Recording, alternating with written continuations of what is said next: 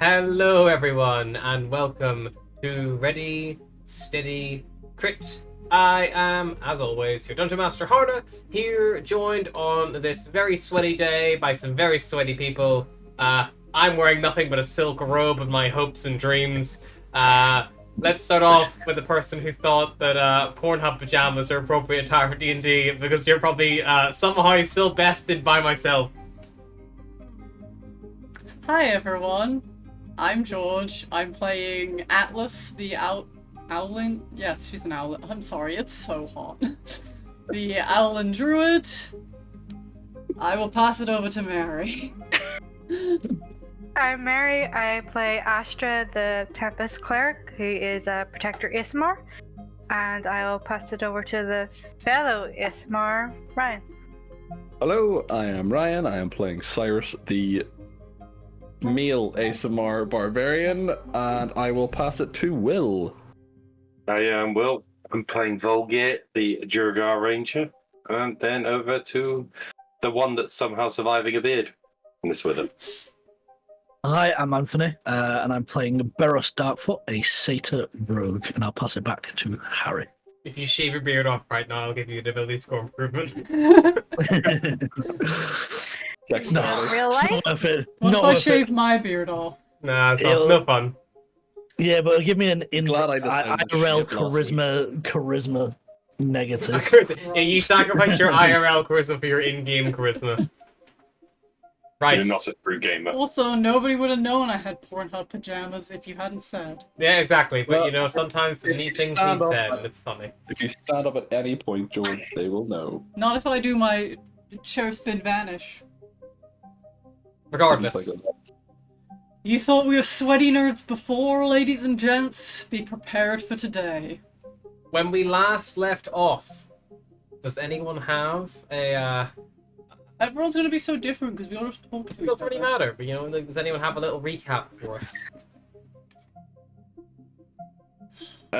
We set off, and we are traveling on the Windrider.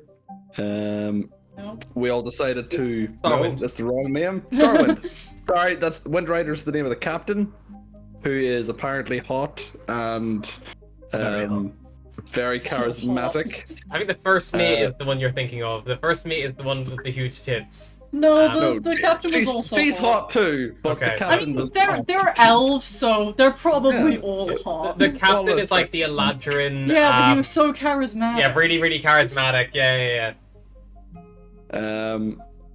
Everyone took a shine to each of the crew. Cyrus going with the engineer Galadris, basically helping him and trying to learn from him how the ship's engines work. There were mostly smooth sailing for the better part of the journey that took, I think it was 2 or 3 days we traveled for. No, 4 days.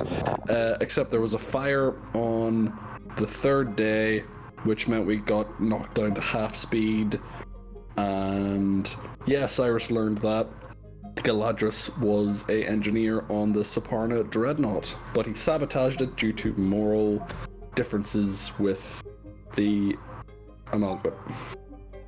That's everything that I remember at the minute. Yeah, that's about it. Anyone else anything they'd like to share from last session? Beros tried to get us all to be his crew, and Volgir shut him down so fucking hard. I still cry myself to sleep every night. Psychotic damage. Like, it was brutal. It was brutal. We are friends. We're not friends. Okay. Yeah, like, it was bad. It hurt. I think Beros actively lost charisma that day. I think he lost hit points. Yeah. Psychic damage.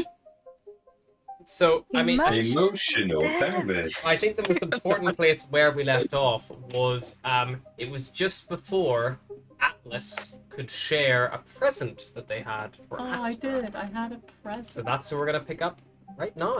You're kind of I can't remember where you were on the ship. If you want to set the scene. Oh, she was trying to meditate. On the top deck, wasn't it? She was trying to get a little peace and quiet. She just got rid of the other two, like, Yeah.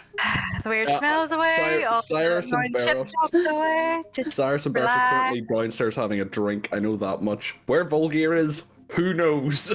Following the first mate. breaking someone else's heart. No, I'm being stalkerish for the first mate again. But yes, I have a present. Or a surprise. Or a surprise present. I don't know.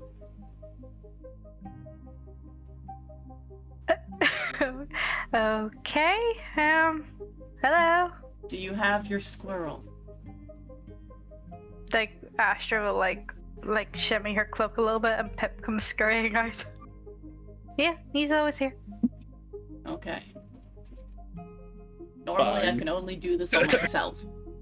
But I think with a little push, I can do it to you too. And she will hold out her hand for you to take. Can Astra roll insight? Go for it. I feel like Do I she's roll anything against insight? You can roll me either a perception or deception check. You don't have to tell us which. Just tell us the result. But if I roll it, then everyone will know anyway. Just roll me a d20 and then add whatever modifier you'd like to add. Okay.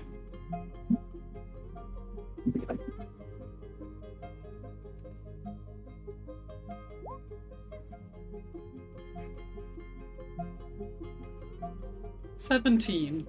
17. I mean, yeah. So Astro 17. I think you would think that Atlas is being not threatening. I think fair to say not flirtatious in any way. I'm trying to think. No flirtation. What would be the emotion and drive that Atlas feels right now? She's excited. There you go. She's excited. I feel like that doesn't give Astra any more confidence in the situation. But she, like, I feel like protectively hold Pip in, like, one hand, like, tentatively hold out the other one, like, I don't know what's gonna happen right now. Atlas will take your hand and cast Speak with Animals on you.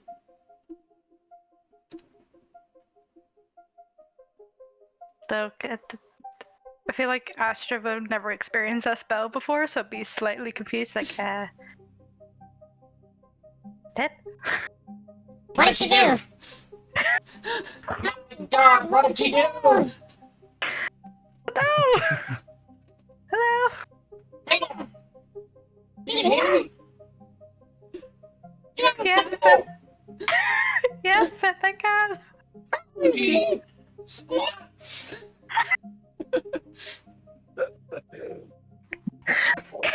There's so many things you haven't seen that I've seen. You don't believe the things that I've seen on the channel.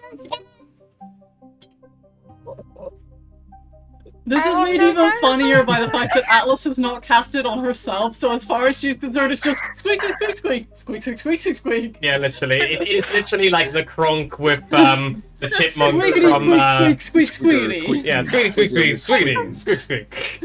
Oh, God. I heard that from here. Pip, do me a favor, say hello to my new friend, Atlas. As she holds out her hand. Squirrel gets a little wave. And you hear.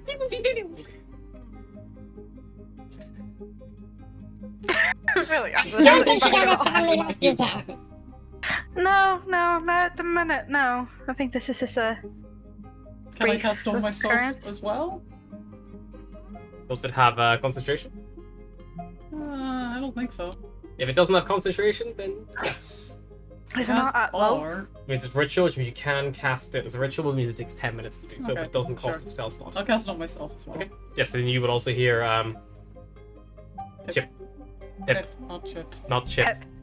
Chipmunks on the brain for some reason. I Yeah. wonder why.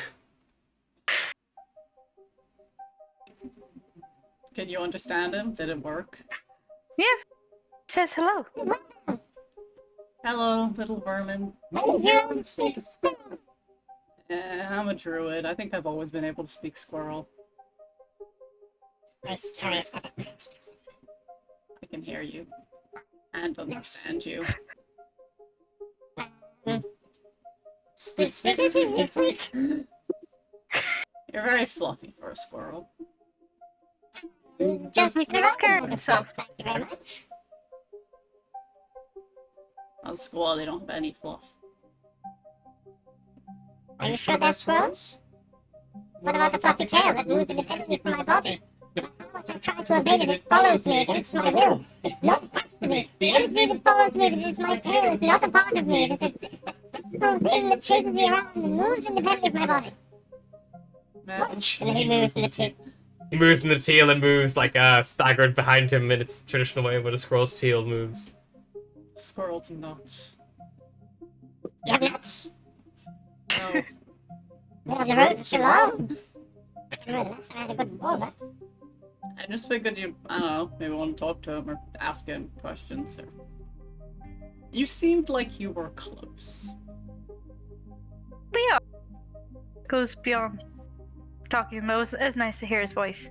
Now that you can understand me, though, I would like to make a request. Okay. Well, you have to promise me that you will honor your request. I promise.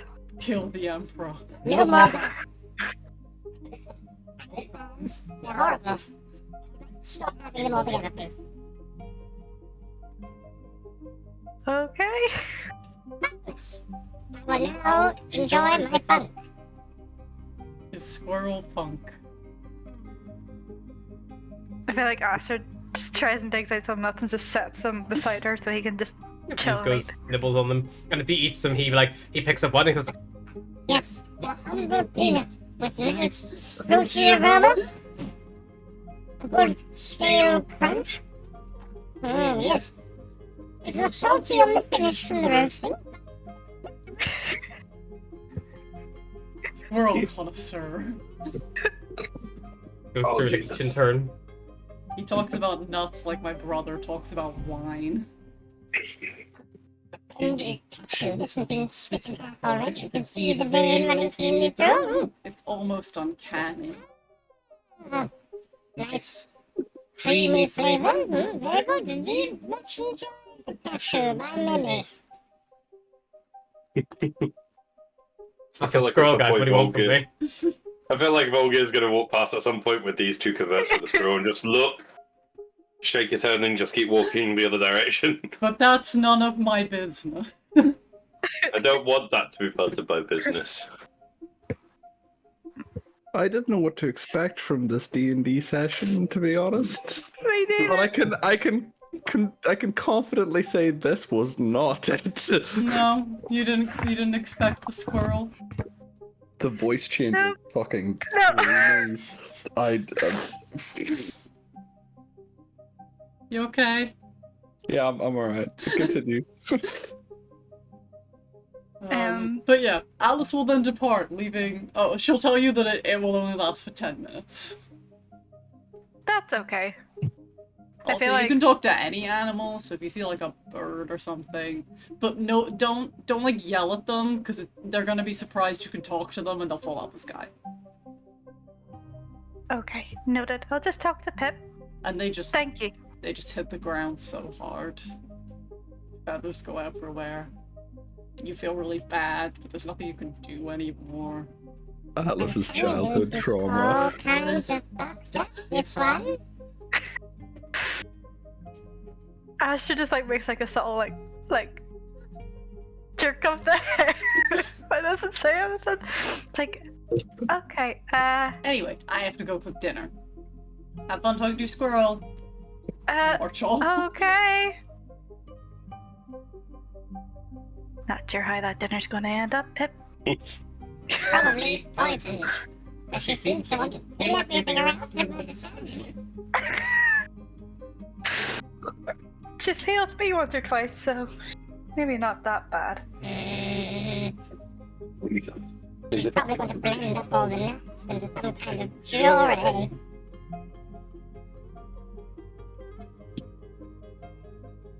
Well, we'll take a small sip, and if I drop dead, you can pick your new owner. How about that? Sounds good to me. Anything else you want to discuss at all? What about my new religion I'm trying to start? You want to hear about that? It's nut based, isn't it? Sure, tell me about your religion, Pip. Well, you see, I believe this entire universe is actually a giant oak tree. And we are merely a small collection of acorns that have been shaken from said tree. And now we must go on our journey and find a new place to lay our acorniness down to grow a smaller tree, which will then be our own little world, sheltered by the big world tree above us. But basically all acorns. And then one of us is the greatest of all of them. One acorn must be the greatest, of course, and that will make a whole new universe tree. Okay. I think when Gibbity. Astra saved the squirrel, his brain was deprived of oxygen for a little too long. Potentially. That could be a possibility. I'm just saying it definitely has merit. If not that, perhaps instead of tree, it's kind of like a big wheel of cosmology. Kind of like if you looked at a tree from above, you would see the branches all spreading out in a circular shape, and then you would see clusters of branches coming together where things like acorns hanging from the vine would be, and that would be one area of the universe. And they would all kind of merge and come together, and you could move from one cluster of acorns to the next. And yes, of course, I don't know why we seem to think that this world we can sail from cluster of acorn to cluster of acorn like they are mere pumpkins hanging from a tree. Unfeasible, one may even think. We'd have to go along the branches of the great tree, of course. Unless there's spider webs connecting them. Goodness gracious, I didn't even think about the giant spiders that would rest in such a tree. And then where is the tree in the greater universe that is that universe that you have known and still live in the world? If the spiders could have restricted for an acorn, you have given me much to ponder and discuss. I'll try to discuss this with the I other feel students. like in amongst that tangent, the Tema says up, she's like, Yeah, the halfway there just... she's like, okay, like holds open the cloak for him to like just talk just on tape. So get inside. And did you still hear like rambling, like just like chitters and clicks and squeaks from in there? I would like to know what. Okay. And one, two, like, trying to get back into meditative state again. I would love to know what that squirrel's intelligence check after all that. Oh, bloody hell. Probably more than all of us. Yeah. Yeah, we keep complaining that nobody's like the intelligent one because it's the squirrel. I feel like Pip needs a new name, more distinguished. Pippington. Pipsqueak? Pippington. Pippington. Alternatively, Pip Pip Cheerio.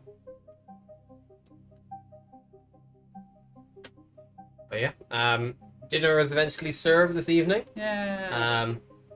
But we had cook's utensils checked. See how you're. I don't know how to use those. Are you proficient in cook's utensils? So, then it is just a wisdom roll plus your d20. My wisdom? Yep. 20! Maybe inspired by all the nut-based talk, but you make a pretty good curry with like like a nice selection of nuts kind of sprinkled Nutmeg.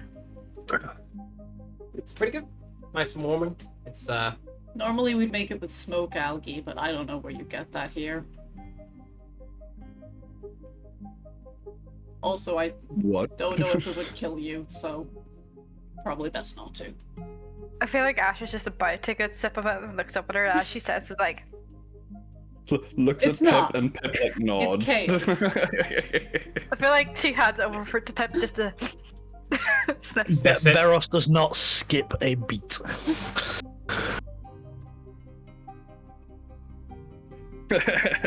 She starts eating.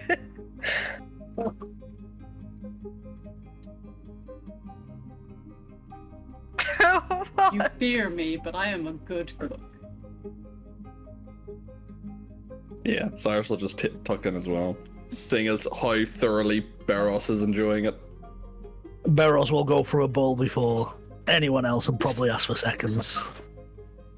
Yeah, all the crew seem to enjoy it as well. It's well received, and you kind of hear a few of them like muttering back and forth, and maybe casting overhear the conversation. You probably would hear that. It's even better because the first mate cooked the night before, so everyone's Yeah. standards are real low. You hear They're like, man, this is edible. you hear Nendir, the wood elf scout who doubles as a lookout.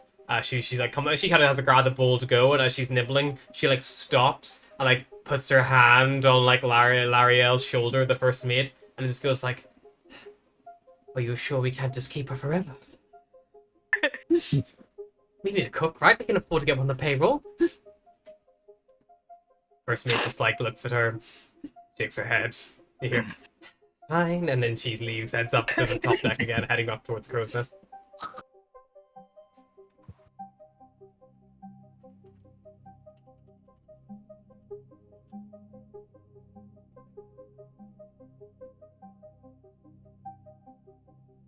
Yeah, anything else you'd like to do this evening at all? Beros will turn to specifically the party and be like, while like stuffing his like second bowl of food, and just be like, "So what has everyone been up to on this day? I've not seen some of you all day. Been busy bees, as they say."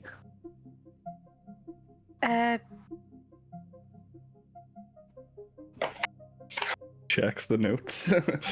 Checking for names. I Astra spoke- Squirrel is crazy. That does not. I'm sorry. How would you know? we Oh, spoke we to spoke to him. That him. makes Cast some sense. spell and we spoke to him. Oh, I I can thought you were cast a spell to speak with animals. Usually they have something somewhat interesting to say. He has a theory about To be fair, the things he said were interesting, just also deeply unhinged. Sounds like a good conversation. Probably better conversation than maybe vulgar over here. Ooh. everybody cyanide here. The side eye back will be immense. Alice feel like like- chokes a little bit on her curry because she has her because she has her mask on. She can't really do anything about it. I feel like Asher gets awkward, starts clearing plates. We finish and tries to shuffle away. Yes, I notice you've been spending a lot of time with the first mate Volgear. Productive. Behind, following, learning. Are you gonna shoot your shot? Because if not, like I might. Go for it. As long as I can still learn, I don't mind. What, are we all that's just gonna it. sit here and pretend that isn't the most beautiful person we've ever seen? Are you saying if Atlas is successful, you'll want to document it? No. I mean, He has been writing in the book As long as awfully a it- lot lately. you'd be surprised. I mean, if I've you not don't actually written document a it, I lot. sure as hell will. No, as long as it doesn't adversely affect me learning how to do that job, I don't mind. But I'm only messing anyway, man. Surprisingly, this does not tend to attract many people. Just Like to her Astra's so like creepy clear place, little it's like, self. oh, just keeps Hey, listen, I'd fuck you, but I don't know if that's very, like, you know, I'm a satyr, I'd fuck anything. I feel like Yeah. Cyrus spits out curry by accident. Astra nearly drops a plate whilst clearing. Sorry, God, that went sorry, the wrong way. I forgot. I forgot how weird I can get on ships. you're telling us. Is it just on ships, or is this something we're gonna have to get used to overall? I think I've become myself more on ships, so probably something you're going to have to get used to. So this is the real you.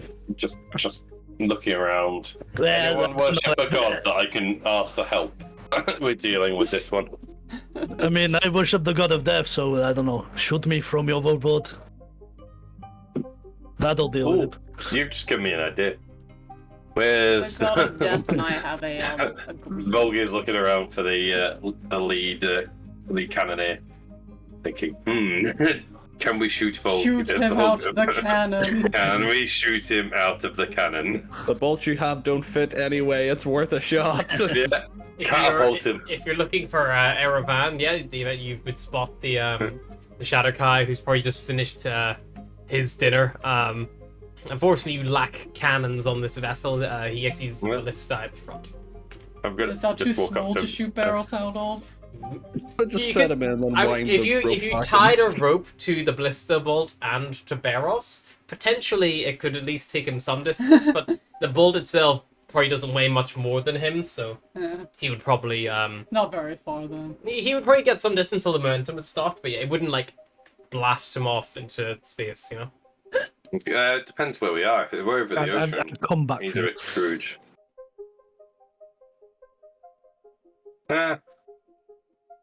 At least we'll have a moment's rest. Not for long. I find Barros' Also, what if he company dies and quite then pleasant. comes back to haunt you? And that's what I mean. Moment's rest. Well, There's got to be at least one moment between him dying and him coming back to life. I'm not sure if the god of death would give one of her followers back.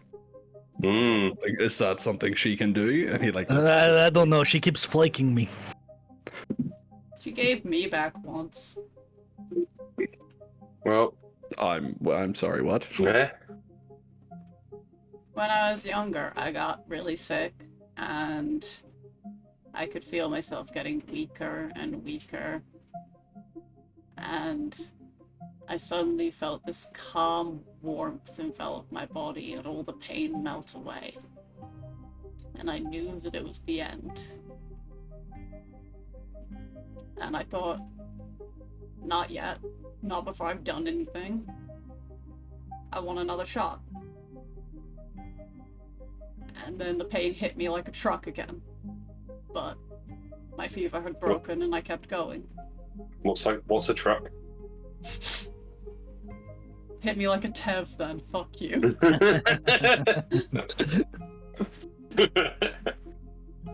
So from that day onwards, I say, the Marana and I have a good deal. I get to keep going, and in return, I do something. Something cool. Something that's a good story.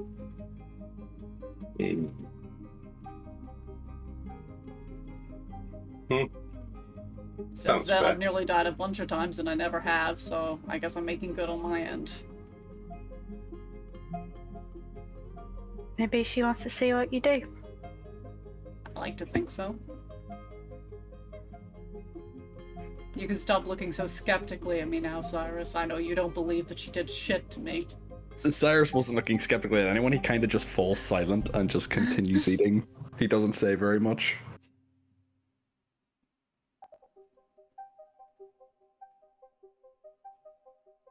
Well, this has got awkward. I am going to go upstairs or And on the way out, I'm going to have a chat with a certain person about ballistae and strapping certain satires to them and how far they might go. I'd go willingly.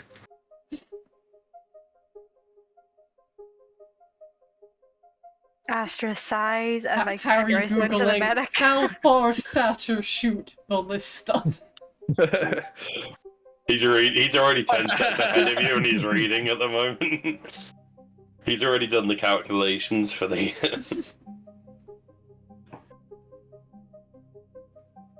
Jokes on us. The gravity on this world means he just flies indefinitely. Yeah, Astra probably goes to bed and curls up with Pip. Atlas will go and check on her bruise and whisper sweet nothings to them, and then head herself to bed. Does she notice the notes? Yes. Like She she's shuffles them like a deck of cards so they're out of order even more and sticks them back on. Just If First one anyone just says, would like, Cyrus, no! Yeah. if anyone would like to make a religion check, kind of off the back of your discussion about death and the goddess of death, and I'll make a religion check. Oh well. okay. I don't know Sure. shit about religion, but I'll Are we make a all check. making individuals, or Yeah, just do it. Yeah. 6. 11? 5 for the cleric. Oh, That wow. means nothing to her. The guy who doesn't believe in God's got one of the highest things. Yeah. That's Come on. I'm taking Cyrus on a journey, baby. Enlightenment! so just I guess so. Barros and Cyrus, you'd be roughly aware kind of discussion about the what Morana's stance is on bringing people back. Morana is the goddess of death, as in the finite act of death. So whenever it has occurred, it is done. But Tanda, the god of the Giant King, she's the goddess of the grave domain, and she actually oversees the transition of life to death. So she would be the one who would barter between Elias and Morana over whether a soul deserved to come back or remain or to pass on.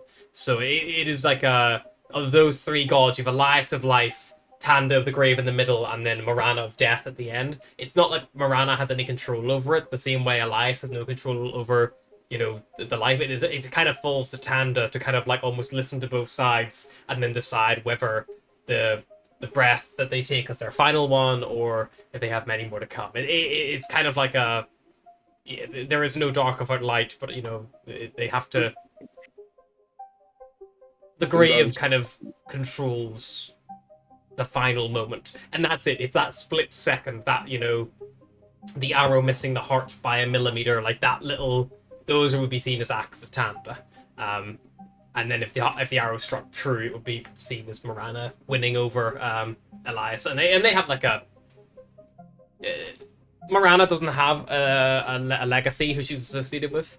Elias traditionally seen as the god of the humans, just because of her creation. But yeah, there are three female beings. There are actually three of the most powerful, probably, in a lot of people's eyes, because it affects everybody. So Morana's kind of more like Hades from the Greek. Yes. She can control the underworld, but not. She doesn't decide who dies. She controls like what happens afterwards. But yeah, but who lives and dies, that's not her domain. Right. Yeah, I think Cyrus probably sits up for a little while, just contemplating what he knows and what everybody has said, and trying to just like think it through before he goes to sleep. I think Barris will stay up with Cyrus, but like sit there silently, waiting to see if he asks any questions or talks, and if not, then he'll just sip away at a tankard until Cyrus heads to bed. You follow Morana. Yes.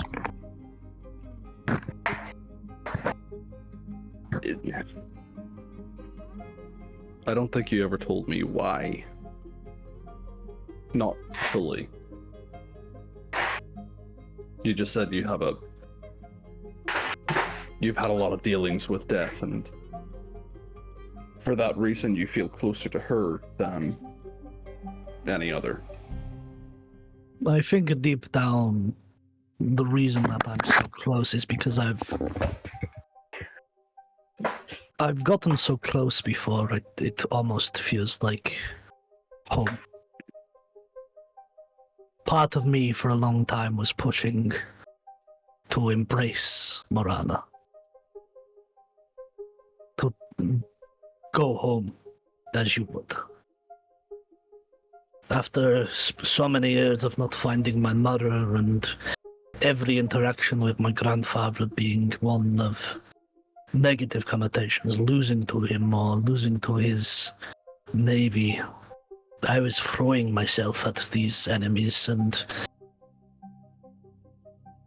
every time I fought, I was close. I was pulled back in. She's almost a nurturing figure for me. As long as I'm close, then I know my job. I know I can help my mother still.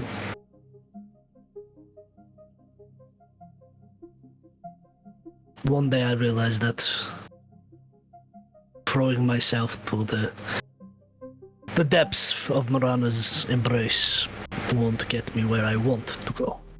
I started to have my dream of a crew and a ship of my own. For a long time I didn't, and for a long time I just wished death upon myself. But I got over it, and I met the right people to keep me going. Has Ryan and Mary died for anyone else? Not moving. Yes. Yes. Should we take a little be right back until they come back? They've entered the void. Well, One. there we go. I'll be back.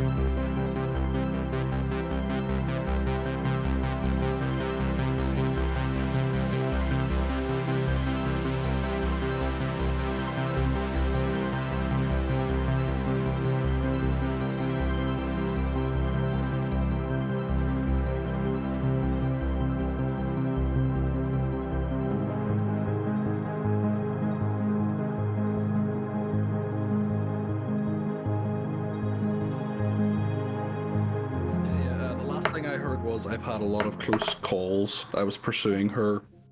Oh, he spoke for so long after that. Yeah. Yeah, I did. It's fine. We'll It's okay. restart. We're back. It's just We're mine, back. and I heard Ryan like Mary. I'm like, yes. It looked like You Ryan and didn't Mary were have- so you didn't have- intensely involved. I in the was like, conversation. they're very Yeah. still, and then the camera stuff started buffering, and it was like, Feel too still. So from the Second. top.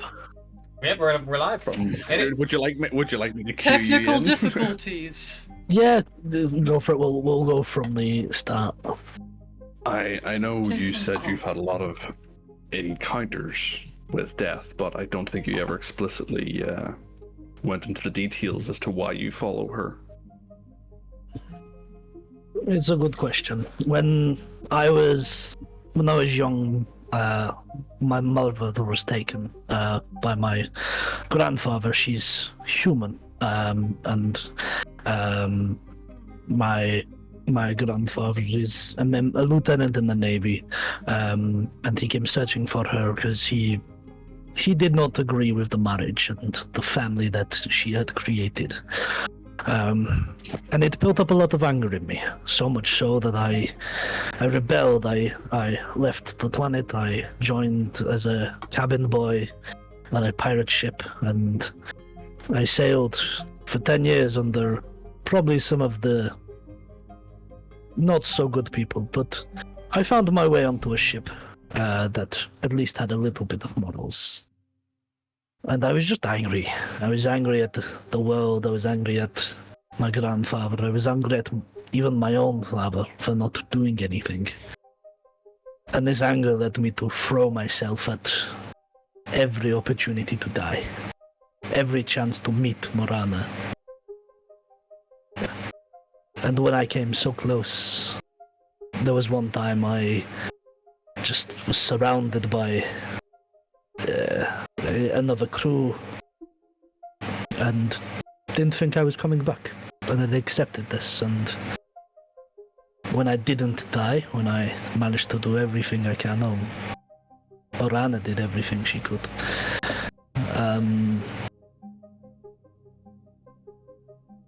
Something changed.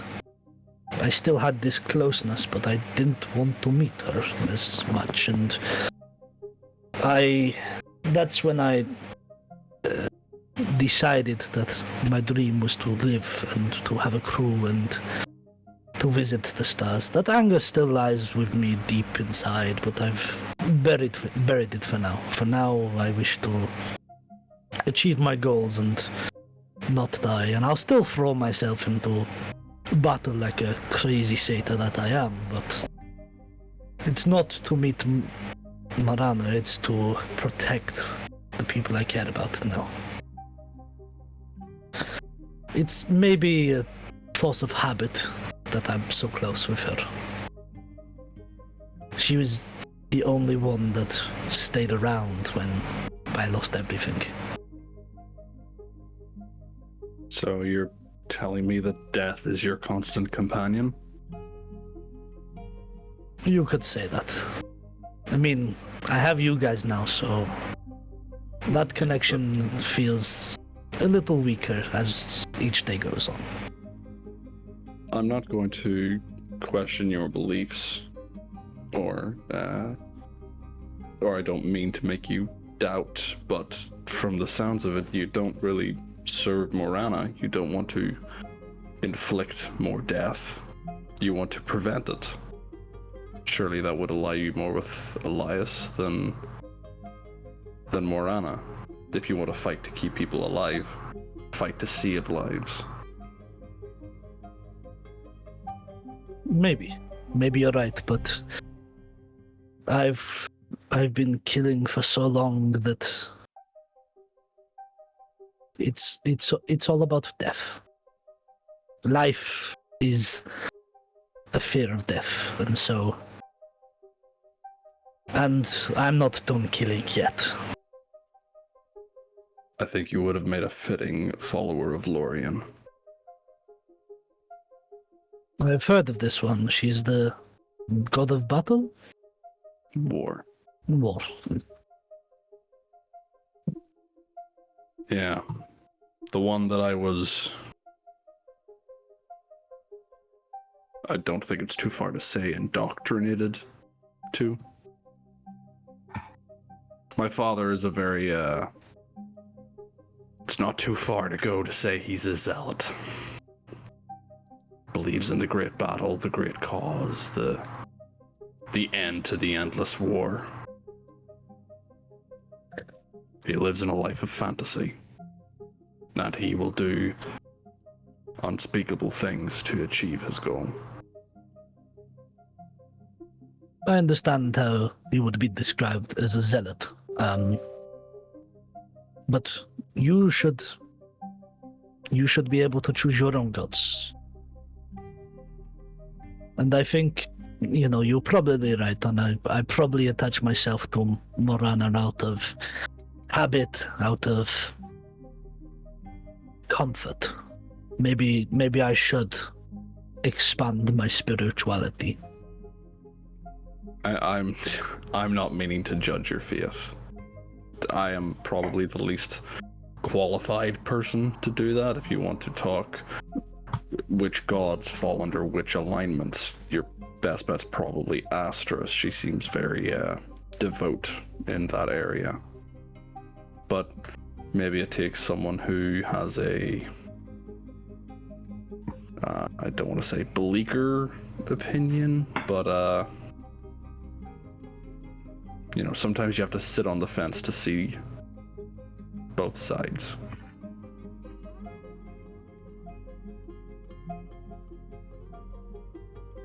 I think I've been surrounded by death long enough that maybe it's time to start looking at life. At least for my own sake.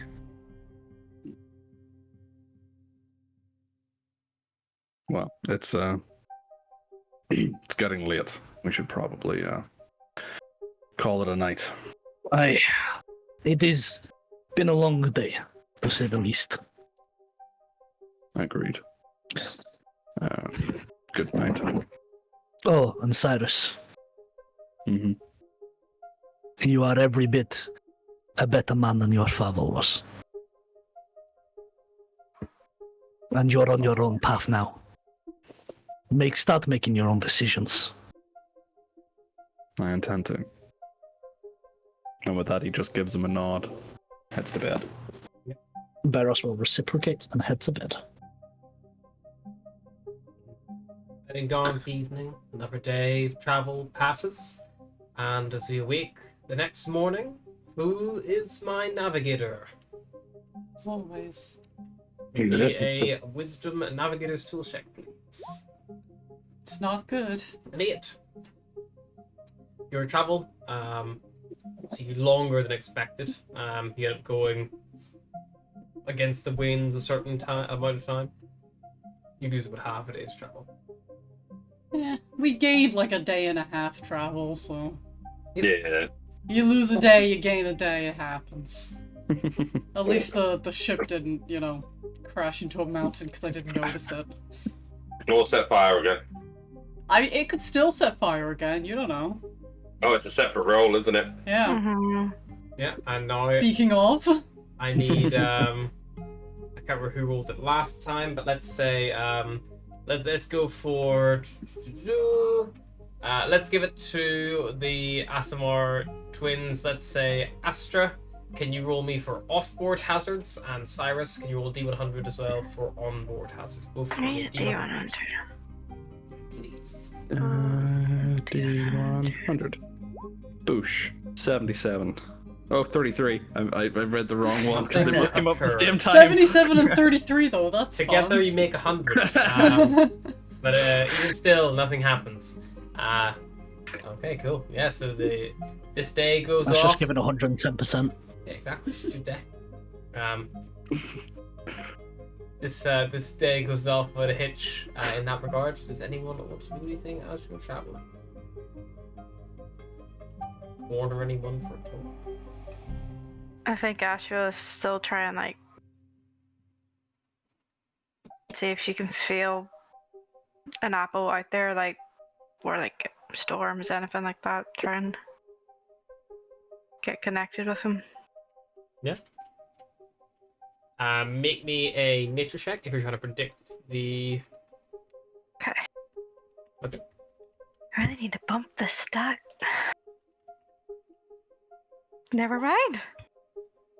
You feel the air is beginning to get heavy and thick with the hot sun beating down day after day. There's a rain coming. Probably not. At least until the evening, you think. Not a storm, by any means, but a good rain, you think, is you're gonna fly through. Okay. She'll probably find the first mate and the captain and the navigator and let them know that there's rain coming. Yep. Won't be a crazy storm, but be the heavy rain.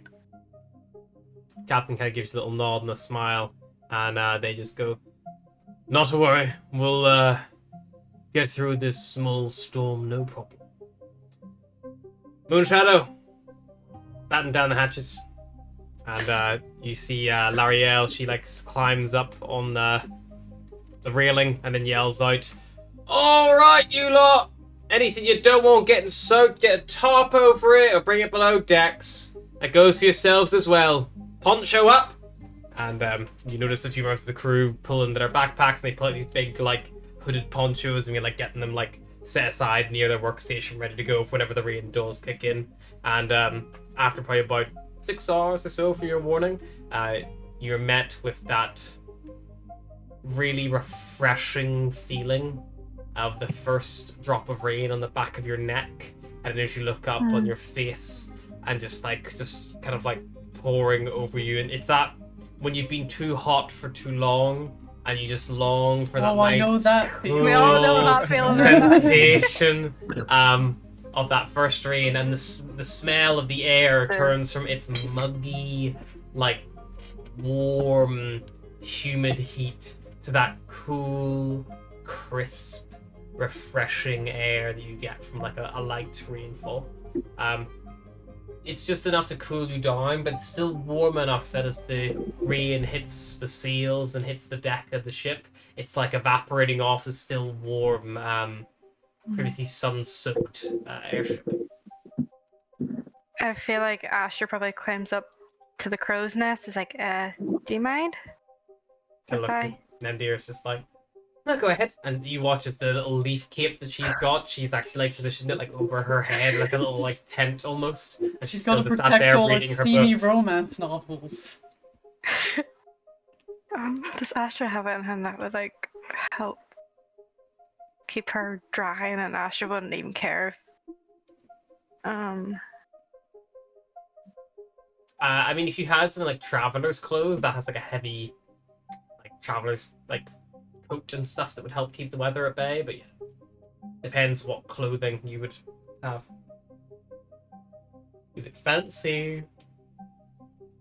Normal, like, Common travelers? yeah, she has like a cloak, so I feel like she'd just hand it to Nadira. It's like, here you go. Yeah, Ninja takes it and she'll use it to like drape over like the collection that kind of is near the end of her little makeshift kind of like canopy that she's established.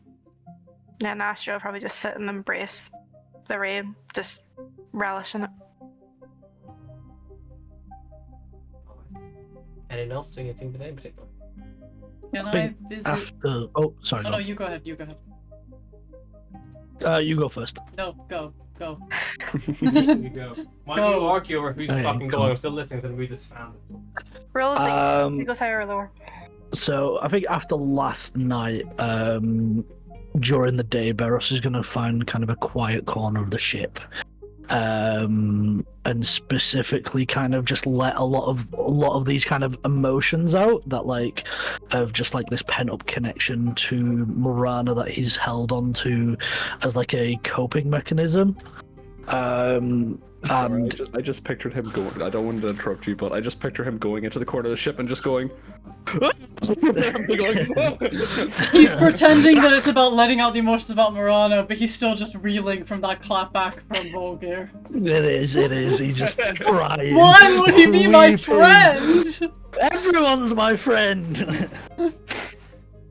But like just kind of opening himself up for the first time spiritually, because I think a lot of his like spiritual connection to Murano isn't an actual spiritual connection. It's more of like a show front, because he's so like used to like being like, oh, it's really cool to be like, you know, to worship the goddess of death. I throw myself like into battle hoping to die, and he's moved past that point now spiritually, and like he realizes that that's not him anymore. So he's just going to open himself up spiritually to see if anyone answers, or if he gets any certain feelings that kind of pushes him into. He's more looking for guidance of maybe how he should feel spiritually. That's fair. You kind of open yourself up, trying to feel like what you can find. He's gonna get an evil god, isn't Tell you what, how about you fix that horrible background noise in your microphone, and we'll see what.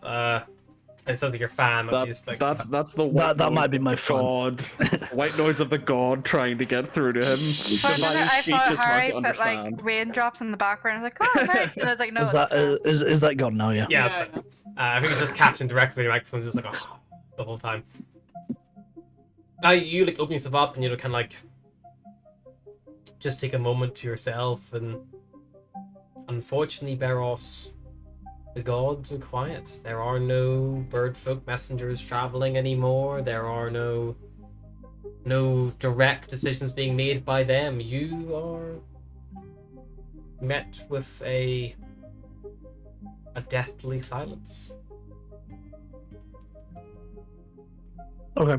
I think in a similar way to how he felt when Volgir was like, we're not friends, when like he's like very much kind of like, okay.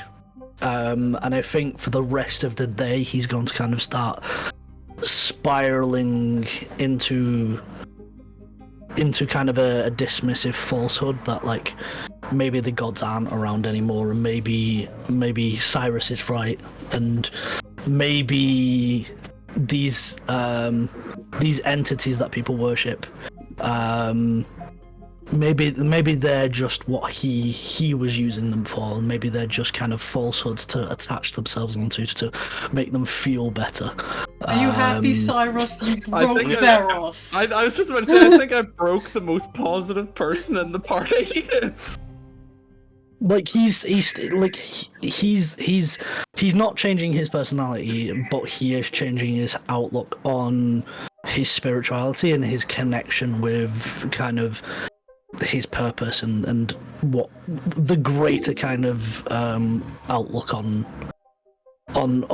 what he'd perceived as like gods, because he grew up like on this ship very spiritual, very superstitious, of like, oh, if you do something bad, if you do, the gods will come after you and stuff like that. And you know, obviously being from the Fae, he has like that kind of ornate connection to Sapana, and upon kind of realizing that there's not an answer when he's, for the first time, he's opened himself up fully, kind of speaks volumes to him. So he's just gonna like contemplate for the rest of the day, and he'll probably avoid the crew for a little bit and just kind of stay in the quiet areas. And if areas get busy, then he will move at least till he can kind of come to terms with that change over, like, gradually over the next few days. I would like to seek out the medic. Yeah, you want to take a fire enough? Yeah, you find her at her little like medical bay. Leaned against the door, just whorehound. Ah! Sorry, what did you call me?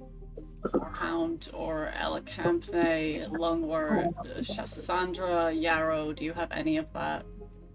Oh, herbs.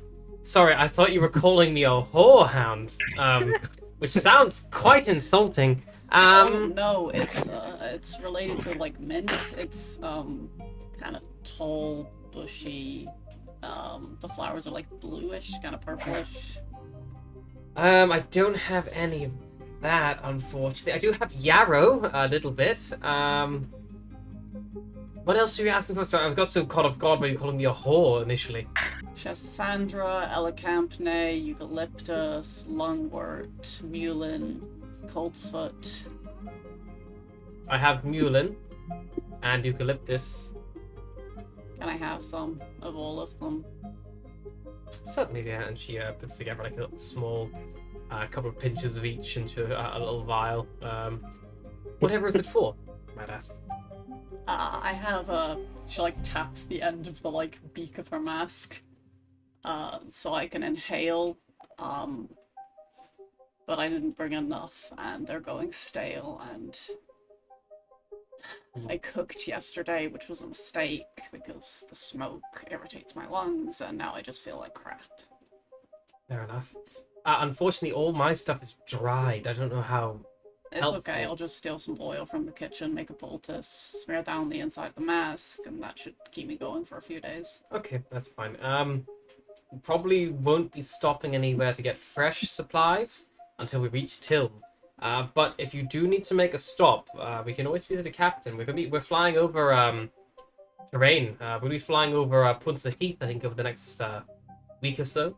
It's alright, I'll live, I'm just getting grouchy about it. Fair enough. I think we all can feel that sometimes. But yes, I have a little supply of each. Not enough to give you that amount every day, but maybe every 3 or so might if you were to ration it out. It's Assuming I don't need for anything else. And I have some of the samples growing anyway, so... But they don't regenerate as fast as I thought they did, so... They can be quite fickle herbs. Yeah, especially when you're trying to grow them on your back. Not literally, of course. She like turns and points to the like tank of plants on her back. Indeed. We'll make sure they're getting the right amount of water, and some of them actually prefer more shade than sunlight. Kinda hard unless I want to sit in the shadows. Can't really go too far. Yeah, well, that's the only advice I can really offer you. That's alright. I wouldn't expect much from druidic magic anyway. Whatever makes you say that. My family are druids, and they've never been able to do much with me, so... Well, they're druidic. They're not really magic. Well, my father a little, but... Regardless, herbs have never really cut it. Fair enough. I don't really have anything myself today that might help. I could always have a little think, and tomorrow see what I can muscle up. I wouldn't worry about it. Nothing seems to really help. You sure? I could probably look for some kind of restoration. They've tried that. They've tried a lot of things. It's not an injury, it's a way of existing. Nothing in me is injured, it's malformed. It's a birth defect. There was a time when my mother suggested that we kill me and resurrect me. That might have helped, but You could reincarnate a whole new body. That would do the job. yeah. We decided against it in the end. Well, if you are struggling with breathing to a level, I can, not today, but if you, I could prepare it tomorrow. I can summon an air bubble for you. That might help. It's normally used in astral, in the Expanse. It's a spectral globe of fresh air that lasts 24 hours. It's pure air. It functions enough to breathe in a place with no atmosphere, so I imagine if you're struggling with the environment, it could perhaps help a little. the shot. It's a fairly potent spell. It's a second circle of magic, but it lasts the full day. So if you can set that kind of power aside for yourself, I'd be happy to teach it to you. I don't think I can do that yet, but maybe in the future. Of course. Well, like I say, I can if it will save my herb supplies, I can set aside that resource daily. I probably don't need all my spells all the time. Thank you. You don't have to thank me, dude. I'm a doctor. It's what we're here to do.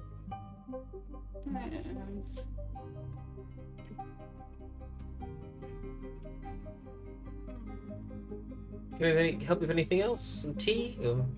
Oh, no. Too hard to drink through a straw. Enough? And she'll leave. With no goodbye. Just walk out.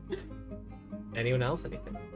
Yeah, I think Cyrus is probably going to start his day as normal, heading down to the engine room, helping Galandus make sure that the engines are functioning, smoking away.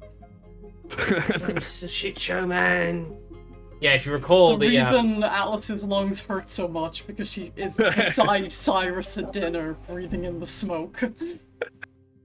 If you recall, he's only had one. Like the rest of it just comes off of him because of where he's staying. Just expels it. If you recall, Cyrus, the propellers were broken.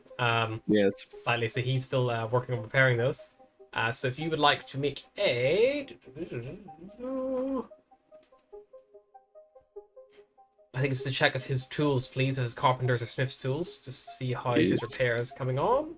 Whoa! Nat? The boy is doing well! Dream team, fixing the propellers. Iron leaf, iron leaf.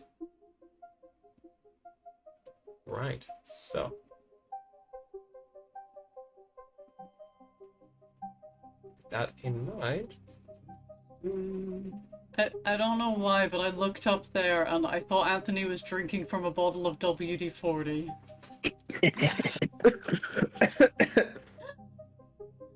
The doubt of the gods has really got to him. It's not okay. He says he can fix anything on it. Anything. Is this the only way that I can speak to you if I actually die? Chugging WD-40, wrapping limbs in duct tape. Roll me Goodness 2d6, Ryan, and then add 4 to it, please. 2d6. That is 7, which is 11 total. That puts your propeller back up to full hit points. So you spend a good day's work, you make some really good ground, and yeah, with that, you with the crit repair, yeah, you're able to put the finishing touches on and fix up the seals and propeller. Can I roll insight to see if I can see Beros having his breakdown? Bulking. Sure. I would say not insight. Let's roll a perception check, and then Veros can make a stealth check to see if he'd like to be found. Sure. Stop. Just about.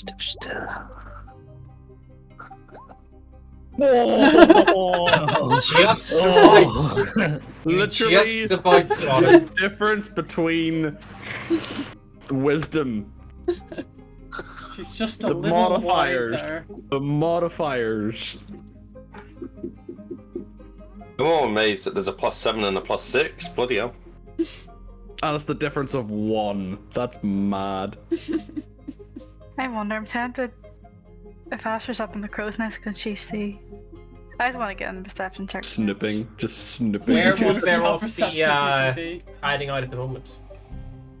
I think the front of the ship kind of tends to have the least amount of people on it. Yeah, the gunner's up there, but you know he's a bit of a fucking awkward one himself. He doesn't really like to interact with anybody, so you can. I'd say probably sat on the stairs, kind of huddled up against the wall. In the way. So Atlas, you're kind of like coming back up on deck. I was speaking to Is the gunner the Shadowcar. Yeah. Also, can I just start a thing where every single time I pass him in, like, any way, I just whisper under my breath, "Mask buddies." but then move No. past too fast for him to respond. Just walk past him and go, is that the right ammunition? No, just move past. He goes, mask buddies. But like quiet enough every time that he's like, who the fuck said that? Make me a stealth check to see how subtle you're being. Yay. I'm not very stealthy. Oh, I am quite stealthy actually, because I have like owl and shit. I'm so stealthy. So yeah. how good is his perception? Mask Because buddies. if your voice is buggered and you're whispering, it's like mask buddies, and he's like, Mask "What? buddies." What did you say?" His passive perception is 16, but I'll make him make an active roll. Yeah, the 25 will do it though. Oh, As you say it, he like catches your like masked eye. He just glares at you, and when he just leans a bit closer and goes, "At least I choose to wear mine." That's worse though. You see how that's worse? That better? Maybe it is better. I don't know. You would summarize your passive insight. He was calling you weak. Oh, fair. I don't really care. Yeah. After your little weak low shot from Low Erebon, blow. you see Beryl sat having a moment. I will sit beside Pharos and be like, I should have brought beers or something. The only alcohol I have to offer you is pure ethanol, and it'll turn you blind. But just pretend I gave you a beer. I don't think alcohol can help what I'm maybe realizing.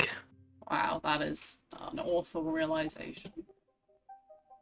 Yes, the worst kind. You doing alright? I think I'm... You're quiet.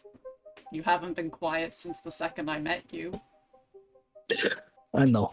I think I'm just coming to terms with maybe where my life is right now and maybe what my goals are. Yeah. I had a little chat with Cyrus, and Well, that was your first Through- mistake. through no fault of his own, he helped.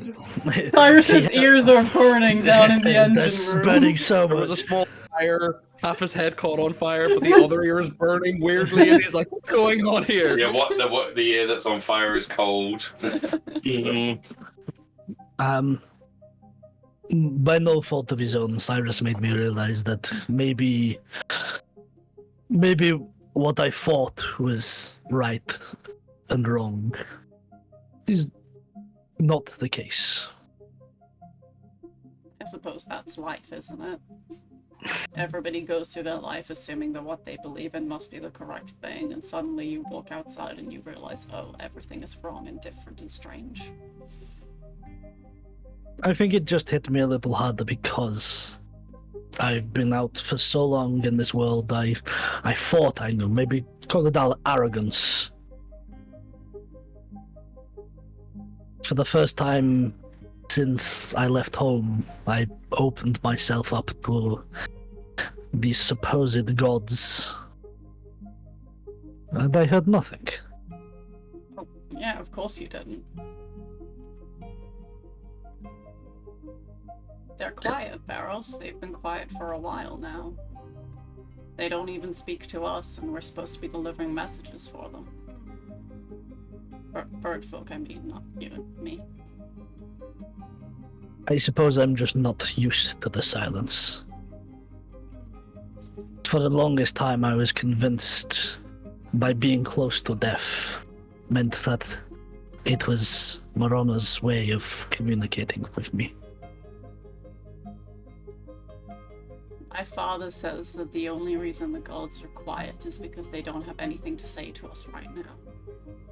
But the second something happens that's significant, they'll start talking again. Well, maybe then we need to do something significant. That's what I'm trying to do.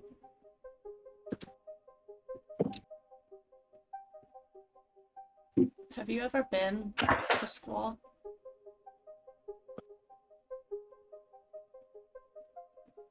I don't believe so. I think I would remember such a place. It's hell. It's just hell. Well, not literally, that's like a planet over.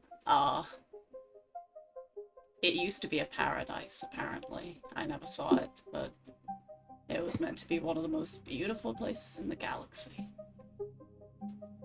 And then the gnomes came with all their wonderful technology, and they bled the planet from the inside out until it was so toxic that nothing could live there anymore.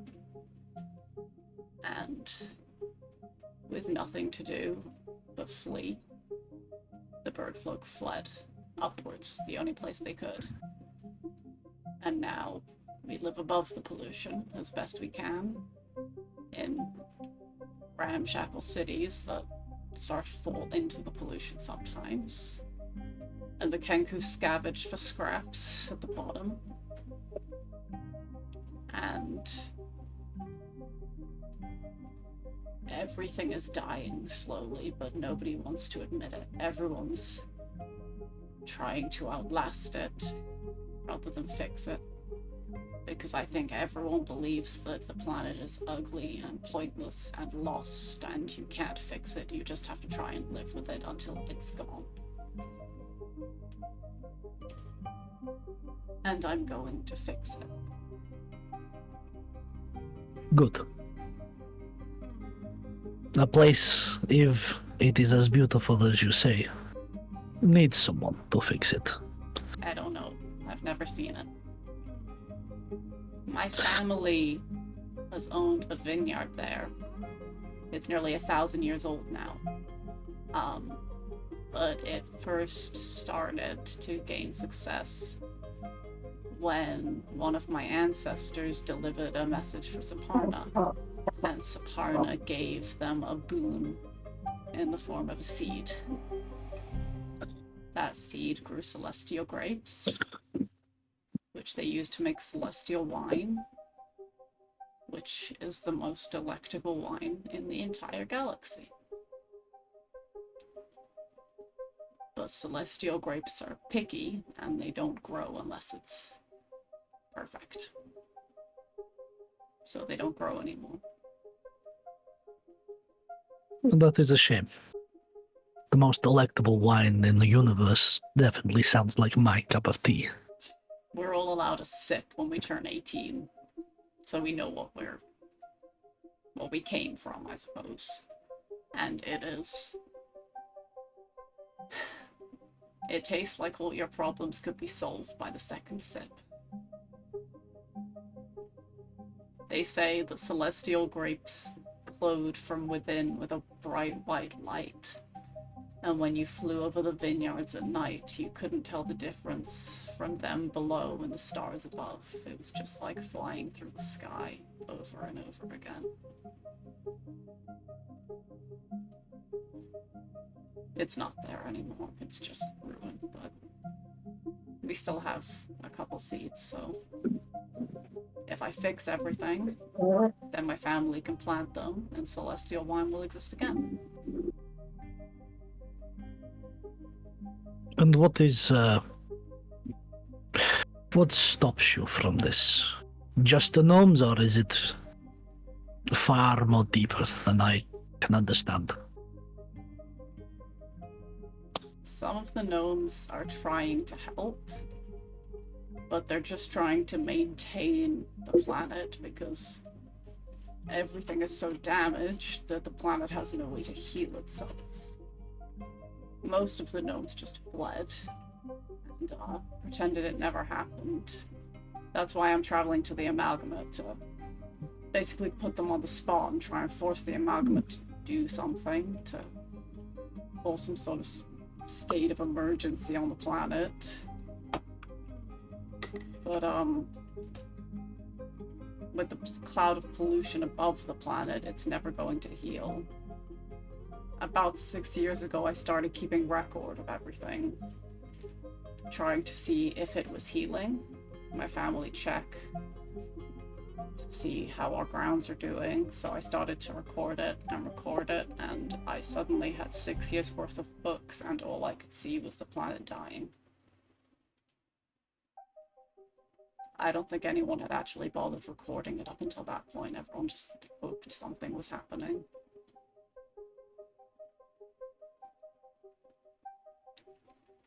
That's why I'm recording everything now. I realized everything is important.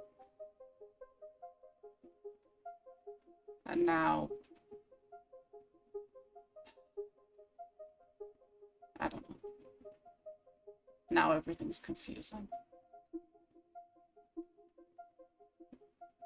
Well, it seems like Sorry, I came over here to cheer you up, and I've just made it don't worse. honestly, I'll get over what I'm going through. I'm sure that one day I'll find the reason to care about the gods again once more, but right now all I care about is the people around me. And finding my mother seems like a very small seed in comparison to the savior of your planet. Only if I manage to do it. With the right people, I think nothing is impossible. I don't know. I'm kind of scared I'm gonna turn into you. No offense. None taken. But, I've not been away from home for very long, and I've seen more in the past 5 days than I have in the past 5 years. And I have all these duties to my family and my city and my planet, and the other part of me just wants to keep running away forever. But, I feel like it'll all just catch up to me if I try to do that anyway. Take it from somebody who I think has realized he's been running for a long time. And it's finally catching up to him. You have nothing to lose. Hey, Barrels? How old are you? 24. But I feel like I'm much, much older. You're only 2 years older than me. But I feel like I'm much, much younger. I've had You see her flick to a page in her book and make a note. I've had a lifetime of running away from my problems. I think it's time for me to start figuring out what I want and actually doing it, and not just theorizing it in my head, connecting with silly little gods, and actually go and find a purpose. Yeah. Well, if my father is right, the gods will start talking to us anyway, so might as well do something while we're waiting around, huh? Yes. I mean, saving a planet seems like a pretty good way to wait it out.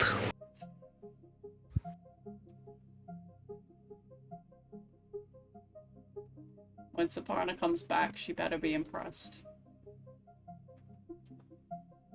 If not, I'm drinking all the wine.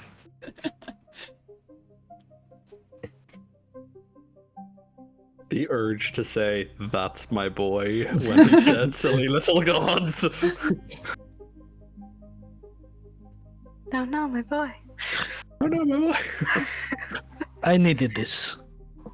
Atlas, I needed someone to remind me that I'm not that fucking old. I may act like it, I may have lived a lifetime of being an adult while also being a child, but I think I needed reminding that sometimes you've just got to do it yourself. And sometimes there are people relying on you. have exactly the thing to make you feel young again. She pulls out the little black book that she bought. It's like, do you want to laugh at silly prostitute names with me? Of course I fucking do. And that will fill a significant amount of Alice's time. I feel like Asher walks by to like her little spot in the front of the ship, sees those two, he's like, oh. Turns and finds a different corner. You just hear from like them, like, Longstaff? That's a bit on the nose. Asher sighs. Looks at the Selwyn gunner, come on, like, Till. Jesus. shakes her head, and then walks off.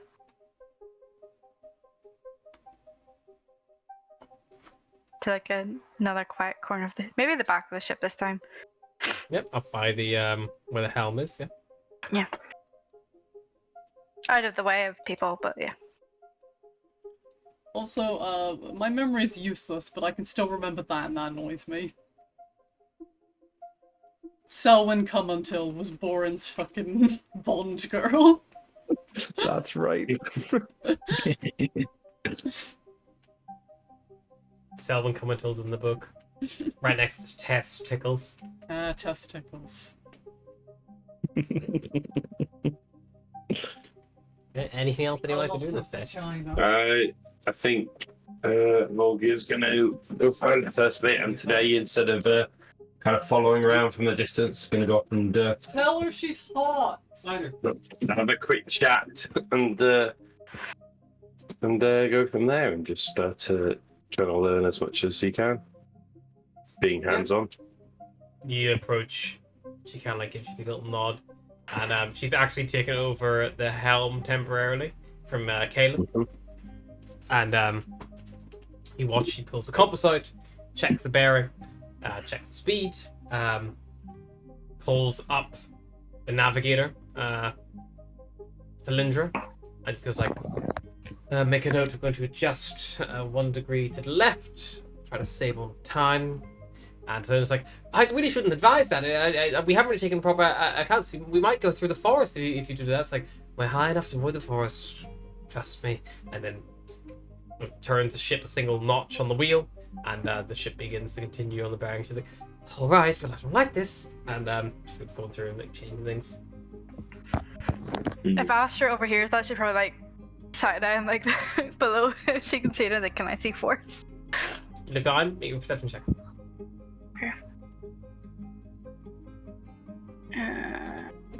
Get back to the right screen, Mary. Did that even click? Did it not click? 22? 22. Yeah, you look down, you see through the trees there is forest, kind of like just not quite below you yet, it's like up and coming. But it's not, you're miles off. Okay. You'd have to be coming in for like a landing for that to be an issue, but you're still very, very high. Yeah, but Asher was like, hit. What? It's gonna work it. I think Volga's. Would Volga know if that's a navigator check or like a general space vehicles check, or? This would be a piloting check, so it would be the judgment of the pilot. So it's basically where she's overridden what the navigator has told them. It's very much the like, I'm trying to think of the best way to describe it in a term that is fairly logical. Don't tell me the odds.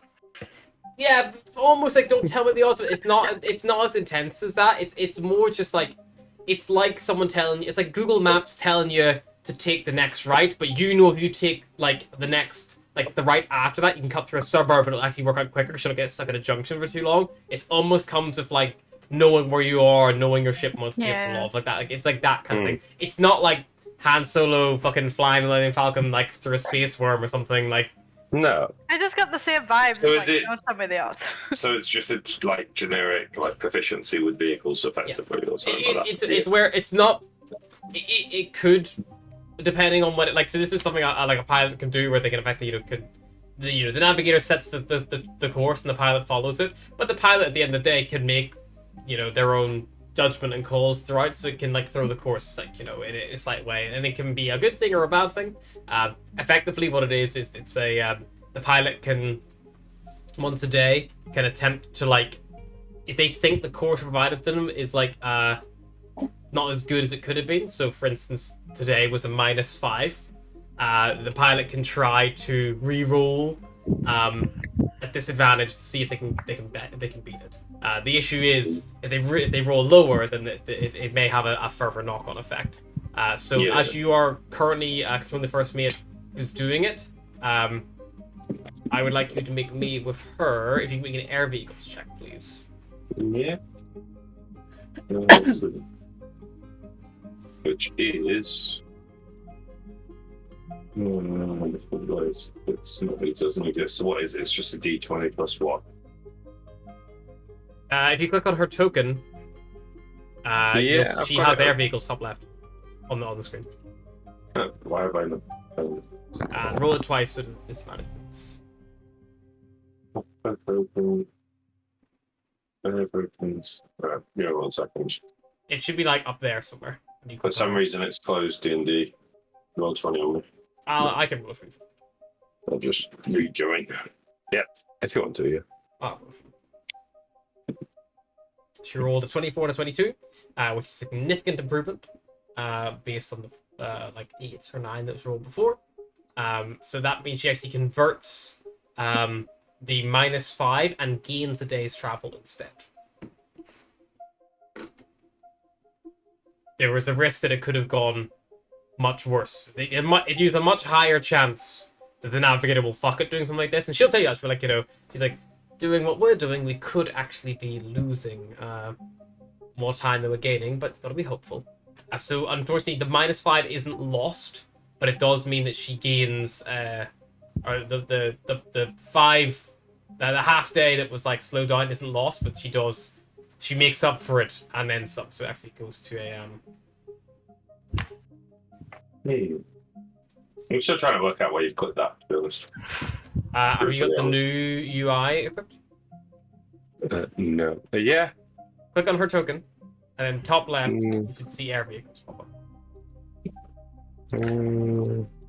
Click on token. It's just got the red, green, blue circle. Yeah, and then top left, top left of your browser. Near the burger patty. Near the burger patty. You should see a macro for air vehicles. Nope. Interesting. Oh, a second. You just double check I've not accidentally minimized something. Just curious for future reference, because.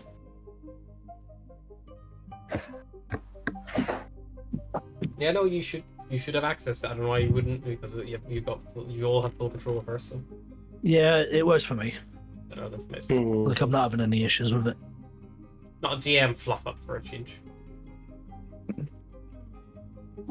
That's fine. Yes, so this day is gonna go off fairly smooth, and she you're kind of picking up bits and pieces here and there, Volgear. Unless you want to directly speak to her about anything, she won't really make much conversation with you. You'll need to. Can I think from Volgear see if he would have made the same decision? Oh yeah. Try and roll and see what he make an air vehicle check. Yeah. Yeah. The closest thing I've got is a vehicle. Well, it was a vehicles one that got changed to space-air/4. Yeah, that'll be fine. So, we'll just roll that. Air vehicles and space vehicles are different. They're different pieces. So flying an airship is different from flying a tank. Right. So then Volgear probably wouldn't have much. You're drawing on similarities from space vehicles, so we've checked with that because you're not actually piloting right now. It's more like your intuition that you're looking at here. Like your quick decision making, things like that is tied in being a pilot.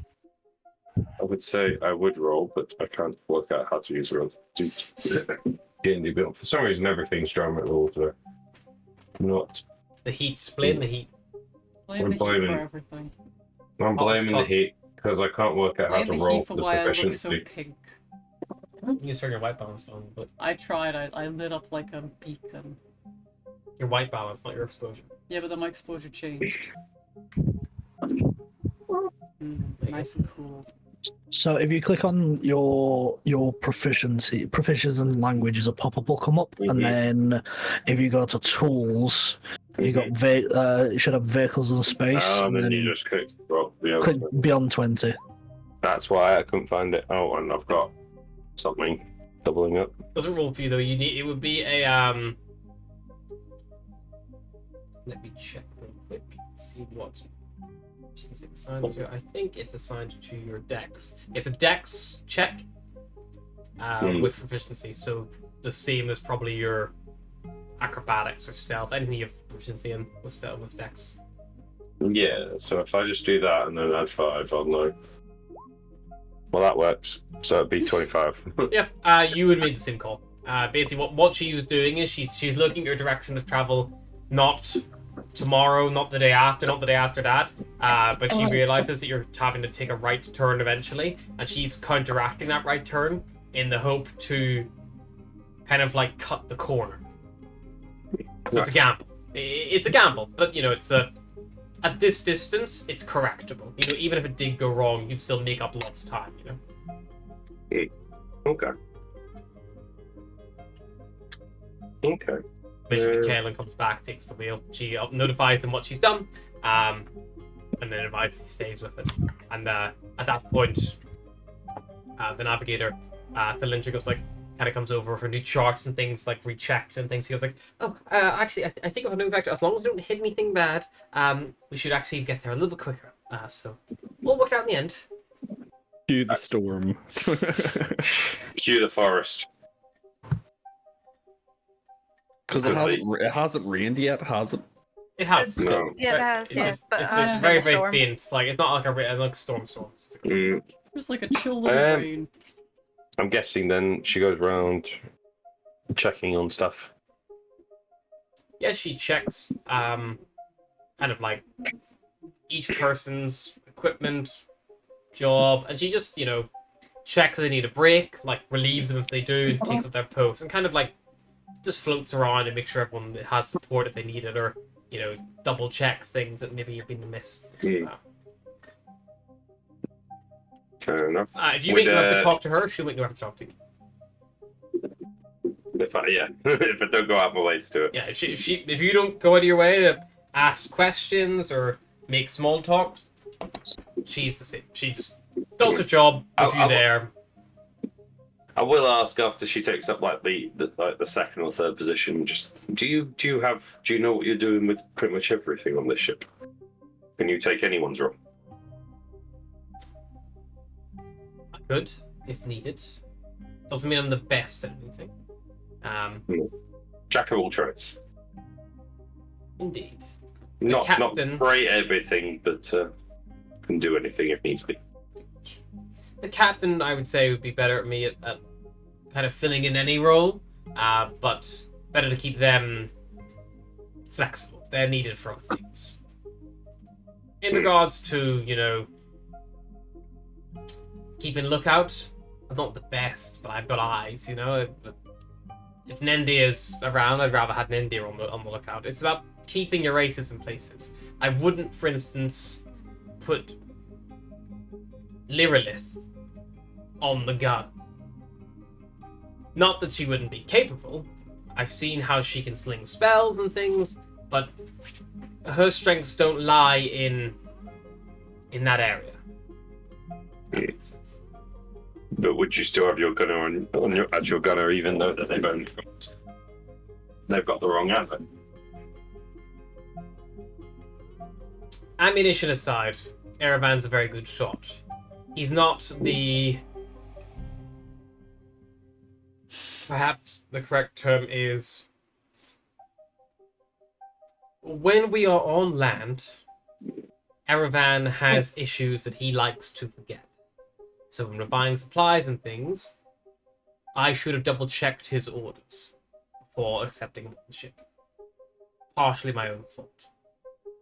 I should know what he's like, I should know his vices, and I should know that if he likes to go get absolutely fucking wankered the second we pit port, to maybe double-check the things he's buying is actually good. We'll be able to sell those ballista at the next port and buy the correct shape or size or whatever else we need for a small loss. But better a small loss than losing someone's life. Fair enough. Fair enough. It's not about being perfect. You're the second set of eyes. You're there to help people. You know. If you miss it on the first pass, hopefully you'll catch it on the second. If not, hopefully you'll catch it on the third. And if you really don't catch it by the third, it probably wasn't that important anyway. But if you can find little things to be nitpicky about, things like beds being made properly, shoelaces being tied. If you make people think you're so fussy you're picking up on those little things, the big things normally you can be assured are done without needing to check them every single time. But mistakes happen. We're only mortal. And I guess it's all about not going too hard on it so that you don't really affect people's morale and people's energy. It's a fine line. You have to remember as well, out here, there's laws, but not many to enforce them but yourself. Fair enough. And what would you do if you deem that you're that someone's no longer fit for duty? In terms of physically, well, unable to do it emotionally, or I would say best thing to do is relieve them of their current duty. Take the pressure off. And when you get to the next port, part fondly. Tip them well if you can, if you've had a good run. Reputation, everything, you know? You might lay off someone who becomes the biggest prop in the biggest bar in the biggest city for several miles around. You don't want to rock up trying to recruit crew and have them shoot you down or dissuade people before you even get a chance to get there, talking about how bad it was for Starship Serenade. Mm-hmm. Fair enough. But it goes both ways. Do you do a lot of recruiting then? Towns and bars?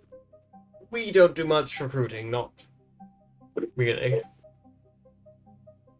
We pick up people who want to come with us. More the captain's area of expertise than mine, but he knows what he's doing. Imagine you have your own opinions. Of course. But I'm not First the captain. impressions. I can advise the captain. I can tell the captain to do something directly. But you have to know your place. This isn't my ship. My call isn't final. Unless, for whatever reason, the captain is incapacitated or unable to make those decisions.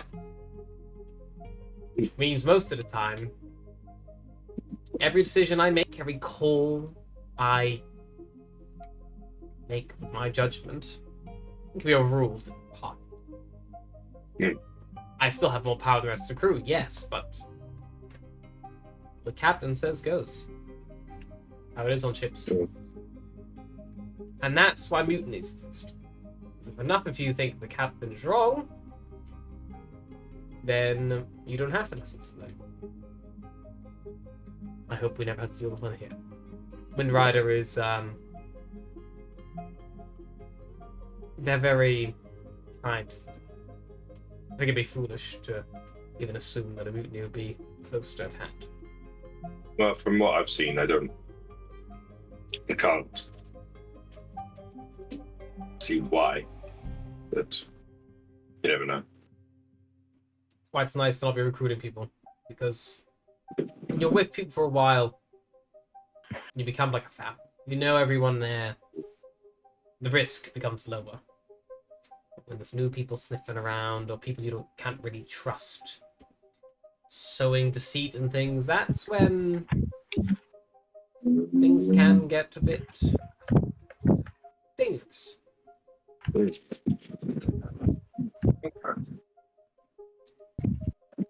We'll go back to observing and learning. And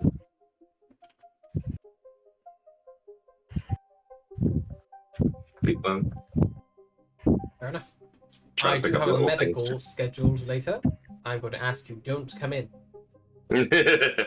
That's fine. I'll go bug someone else for you for a little while. Maybe bother the captain for a while, or maybe have a look at the blister front. I don't know how much experience you have to see. But... Oh, maybe. Mary, please stop wafting. You're hurting my ears. Sorry. It's very warm. Melting.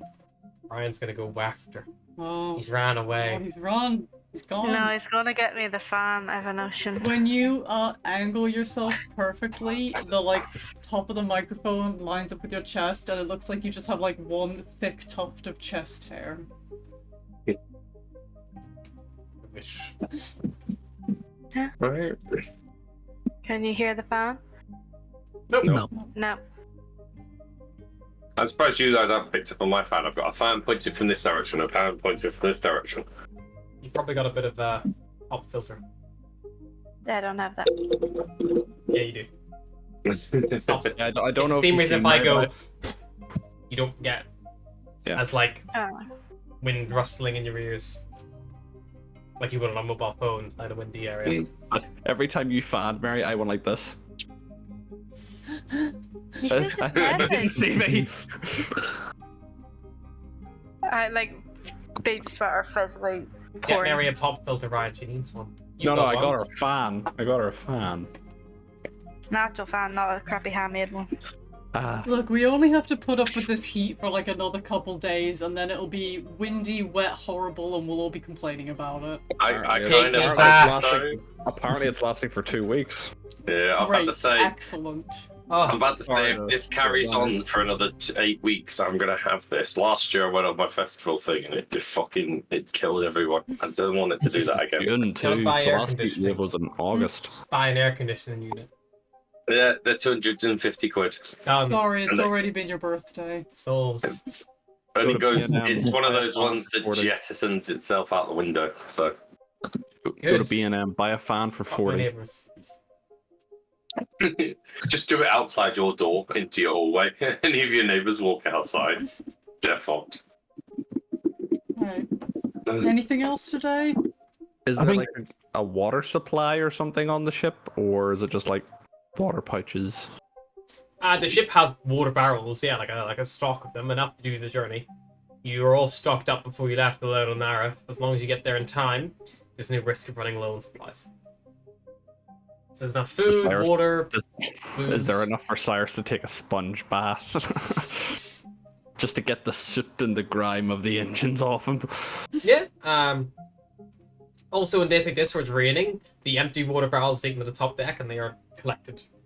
You could just refilled. like stand butt naked in the rain if you wanted. I don't know if it's still raining or not. Do Yeah, a it's- Beros it's just season. strip If- naked. If it's still raining, then Cyrus will basically like take off his belt and the cape, keep his trousers and shoes and on. So he's basically just gonna like wash his upper half in the rain.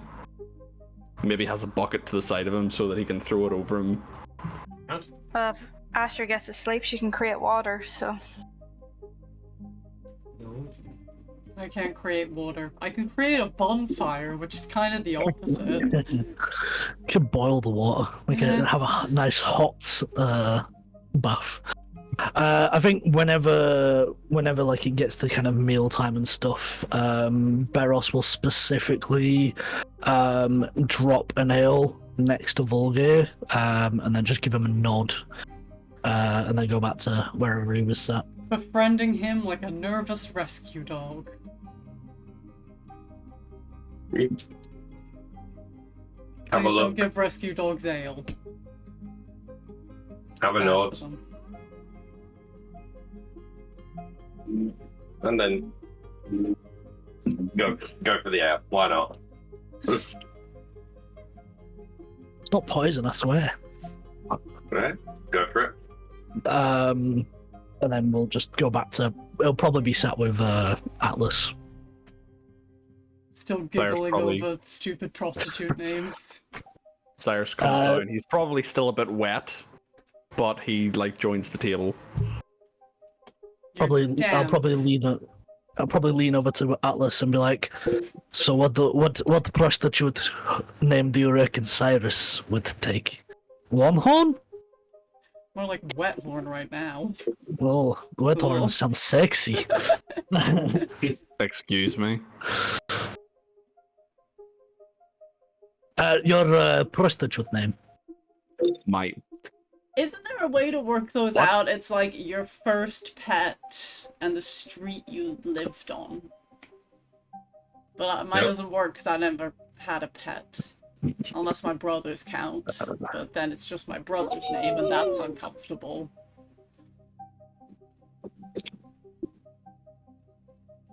At least now I know I can give my first pet a good name.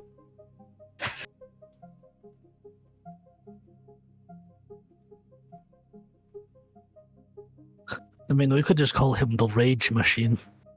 That just sounds painful. Yeah, some people are into that. Oh, Jesus. Cyrus, you, Somehow. Intently at the you had a Somehow, pet you ever somehow had I a get pet as the- a child?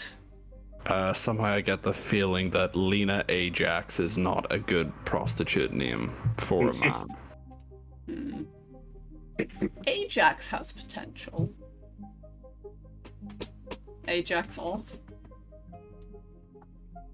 That is so creative yet stupid. That is the vibe I am always going for now.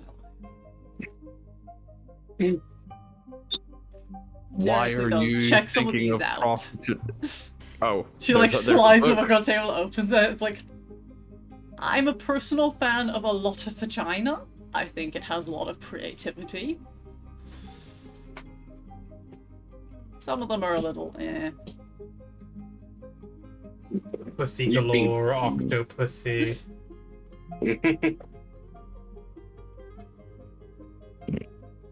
I'm interested. This is weird. The juggler sounds adventurous. Do you think it's like a full bit? Do you think they wear like clown makeup and... I don't even. I mean, their I number's don't right even there. want to Call know. and ask. I was going to say, there's only one way to find out. We're going to be very busy if we ever go back to that city again. We could make it a betting pool. We could bet on like what they're gonna look like, and then call and See- arrange to meet. I don't even think It's we need to go to back. whoever can sleep with the weirdest one. I feel like That's not Beros is fair. I'm probably at a already knows disadvantage most of them. already. You're a satyr. That's basically your job. You pay them. I'm not no advantage. You don't need to, schmooze them. I don't know. When you look like this, you have to schmooze everybody. Trust Fair. me, when I was trying to get that one for my brother, it took me like 5 that sounded weird, but it's not what it sounds like. Yeah, whatever you're into. No, I needed I'm her sure to walk I'm sure him. there's a family involved prostitute in here somewhere. No, I needed her to tie. Oh, it gets worse. Also, Beros describing the prostitute game kind of like in Top Gear, where they used to be like, let's see who can get the best car, like with the least amount of money, like, and then put it through all these different tests. Yeah. It's kind of a funny story, but I don't look very good in it, so. Well, I think you kind of have to tell us after that introduction. So. Volkir's Even appeared. Even He Volk did say is he wasn't going to interested. stalk the first bit. He just left the medical bay. He just like locked the door and he just like turned around and Fine, but you're not allowed to judge me. Either of you. Like And I you, could judge Volkir, I hear you anyone. listening. No So- taking, Volker. I was meant to be traveling with my brother, but I knew I was meant to be traveling alone. So to give him the slip, I paid a woman of the night 50 gold, which was all of our money, to tie him, seduce him, pretend she wasn't a prostitute, seduce him, and then tie him to a bed until after the ship had already left. And then I left. You paid how much? This was how long ago? Sorry, I don't know how long it would have taken me to get from... What a I fucking don't know how question long to throw space me out of travel takes. nowhere. from Squall to now. Yeah, but it wasn't Squall when you ditched him. Yeah, it was. You ditched him at Squall. Yeah. I think you ditched him at the planet after Squall. No, I ditched him at Squall. But then I never got on the ship. I got on my buddy's ship instead.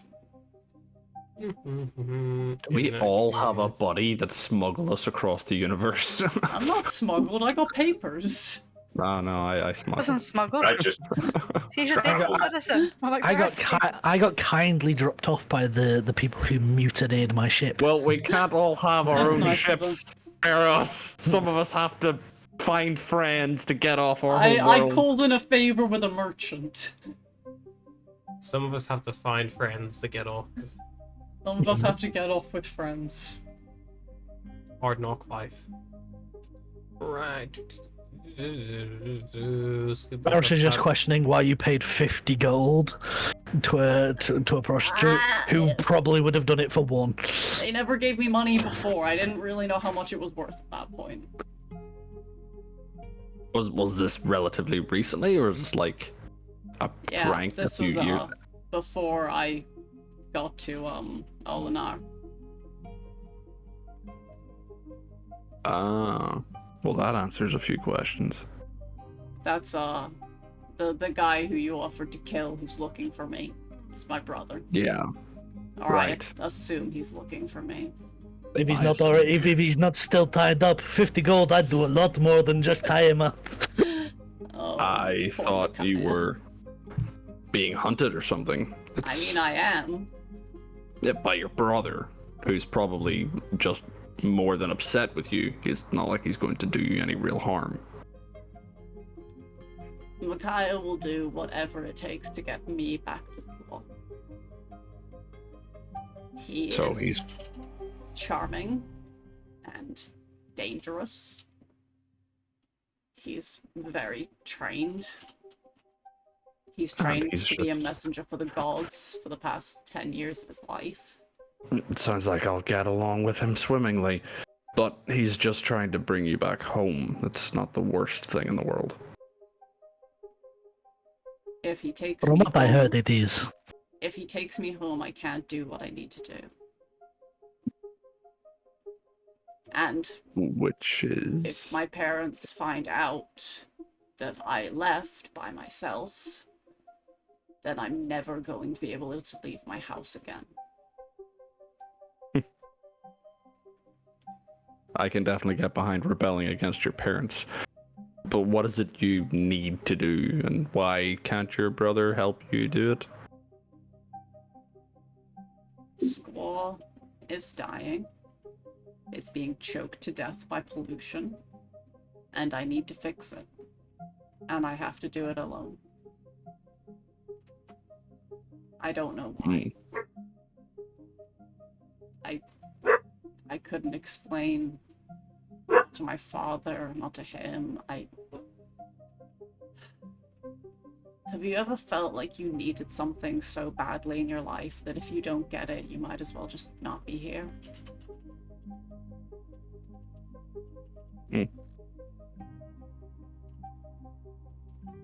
Maybe once. I need Yeah. to save Squaw. I need to prove that it's not a lost cause. Probably the wrong person to be talking to about that. I've known and seen lost causes. Your That's planet cool. is probably very different from mine.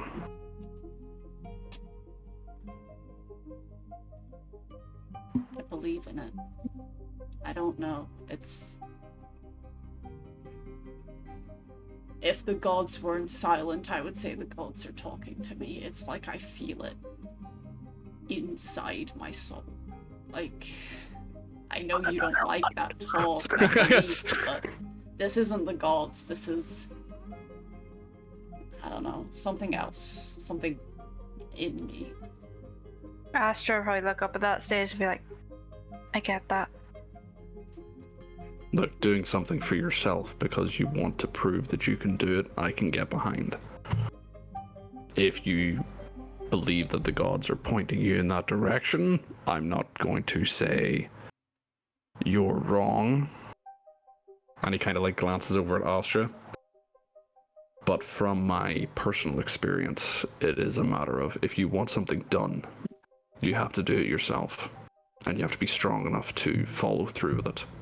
The fact that you were prepared to tie your brother up and abandon him in order to pursue it obviously shows the strength of your conviction, which I can respect. Just don't put your hopes too high on higher powers. They can be fickle. Yeah. I know Stop that. breaking everyone. I'm Stop not it. breaking Stop everyone. breaking. I'm just being the voice of, in his mind, reason to all these godly people. It's okay. I mean, I follow Katran. I'm not exactly hopeful of anything. He has no idea who Katran is because he doesn't pay attention to the gods. Am I correct? I'm trying to think if I've heard the name before, but I'm falling short on that. Katran is the god of knowledge. She's true neutral because knowledge has no feelings. There is truth and there is lie. Whether you like it or not. I know, ultimately, following Katran, that Squaw either can or cannot be saved, and I will find out which. I'm hopeful that it can. But if it can't, I know Katran will do nothing to help me. But I believe in a god of knowledge, and I hope that the knowledge to save my planet is somewhere out in the world.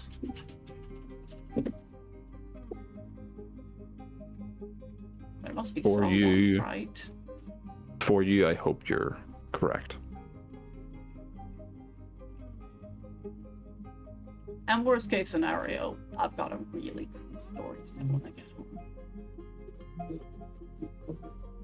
What good story doesn't start with hiring a prostitute to distract your brother?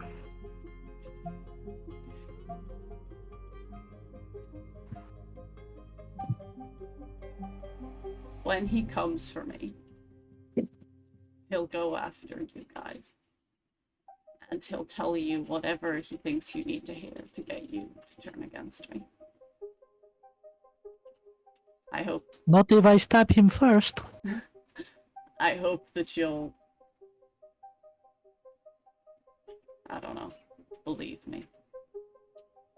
In a, if you can call us a party, in a party of 5, 3 are very strongly affiliated with the gods, and I am very much going to stick to my beliefs on that, so you can rest assured that I'm not going to be easily swayed. Plus, he's not that strong, so if you just punch him real hard in the face, he'll black out and then he can't tell you anything. I can do that. I can I can always do that just very zap well. Also, Astra could just bat her eyes like once, because let me tell you, there's a reason I hired a prostitute. That boy is a sucker for anything pretty. And She's again, got so to am I. I into guess it her runs in the chair. family. It's very awkward. It's like, okay. Oh, don't act all bashful. You're an ASMR. Obviously, you're beautiful. Cyrus is going to like look around as if to go, what does that have to do with anything? You too, Cyrus. And she like lifts her mask and winks. You can't see me, right? Hmm? Yeah, I see you. Cyrus kind of looks away. Lowers her mask.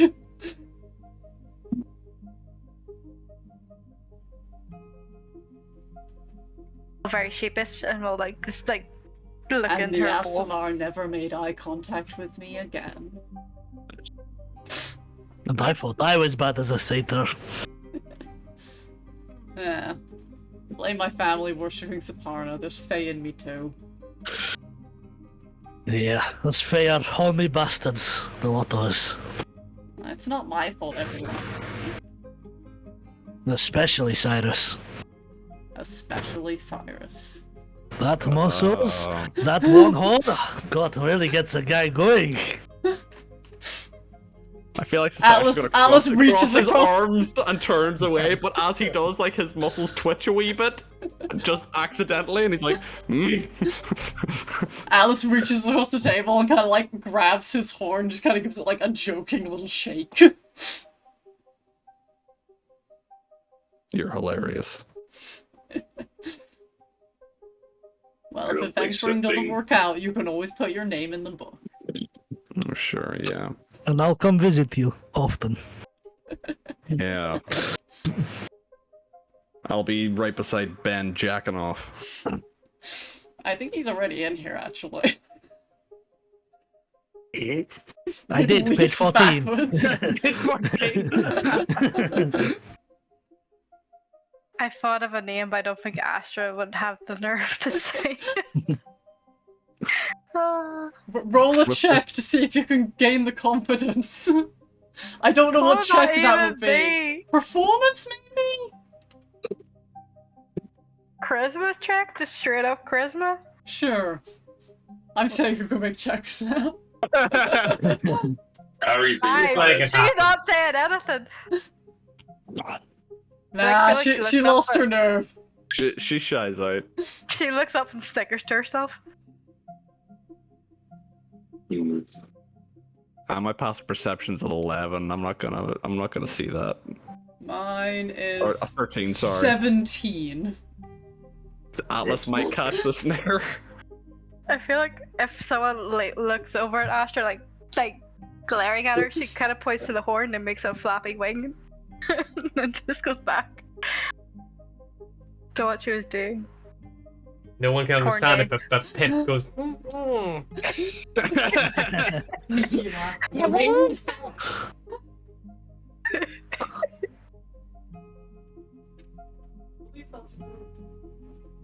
Is it horny bird? Horned bird? Beros? Sorry, I was too busy looking at your shiny muscles and all of that wet rain. "Is Do there you want me to anything pour else some? you'd like to Do do?" you need some cold water? I can go and collect some for you. Listen, after last night's conversation, I owe you one.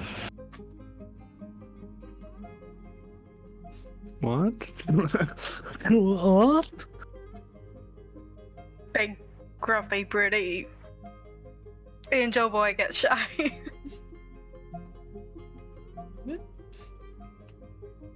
I've been thinking about a lot about what you said. It really resonated in me. Yeah, you nearly broke him. I looks. Don't take. It's a good thing. Don't worry, it's not a bad thing as much as Atlas might say it is, but it's a good change. Look, I can understand people's belief in faith. I get it. You know, having something out there to look after you, it's a nice feeling. I just can't say I've ever felt it or shared it. I've learned to rely on myself for many different reasons. And I find comfort in that I have it's my choice. It's what I do, not some divine plan or prophecy or predestined, determined thing that I have no control over. What I do is my choice, and that is my comfort. If you find comfort in the gods, I don't understand it, but I can accept it. Alice maybe is I just can- furiously scribbling in her book. What are you writing?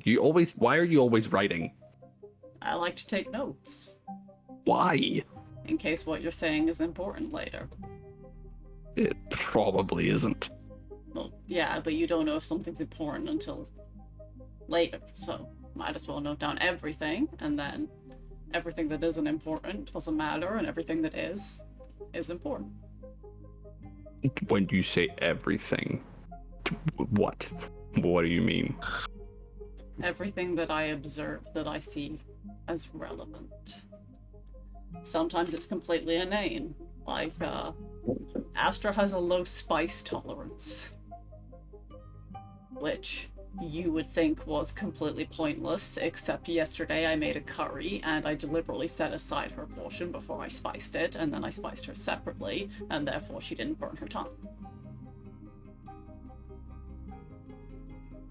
Thank you. You're welcome. She goes back. He looks at you a little nervously, as if to see what is like he kind of wants to ask, but he's also scared to ask. You know, sometimes there are inane details. You're 27, you're 6'1", you're an Asimar. You're born with one horn.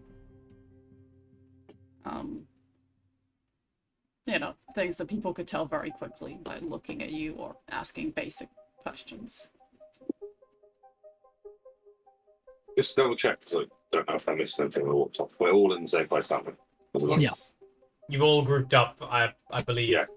We're probably Is it just like sitting at the table. Yeah. In my head, you're all like at the dinner table, like Yeah. in the communal area. Thought so. I was just double checking because I was trying to get in my head, and then my head kind of confused me. But I think at some point after he's finished eating and Beros has finished eating, Volga's going to stand up, maybe walk over to Beros' side of the table, sit down next to him with a new jug of ale, and just carry on. I'm sorry for yesterday. I don't like talking about my past. Scribble, I scribble, scribble. apologize. I I feel apologize like everybody's myself. just like squinty eyed, like, how's this gonna go down? I feel like Cyrus is just watching Atlas as she writes, and he's just like, how can she be bothered? I think Barris will pour himself an ale from this, and then he'll pour one for Volker. Bloody hell, I've just come over an ale, so now we've got 2 ales. You don't need to apologize. I have a need to be liked. And when someone doesn't like me and, you know, I expect them to like me, then I get a little defensive. Well, what you were saying yesterday about friends and family and a new ship crew, is that your plans for the future? One day. Well, if I'm still here with you, I'd like to see that new family move. Not look back to the past, move forward. Raise my jug to kind of cheers with you. As Cyrus pours himself an ale, he'll just chime in. I guess everybody's running from something. Struck. Maybe it'll You be running nice from to- anything?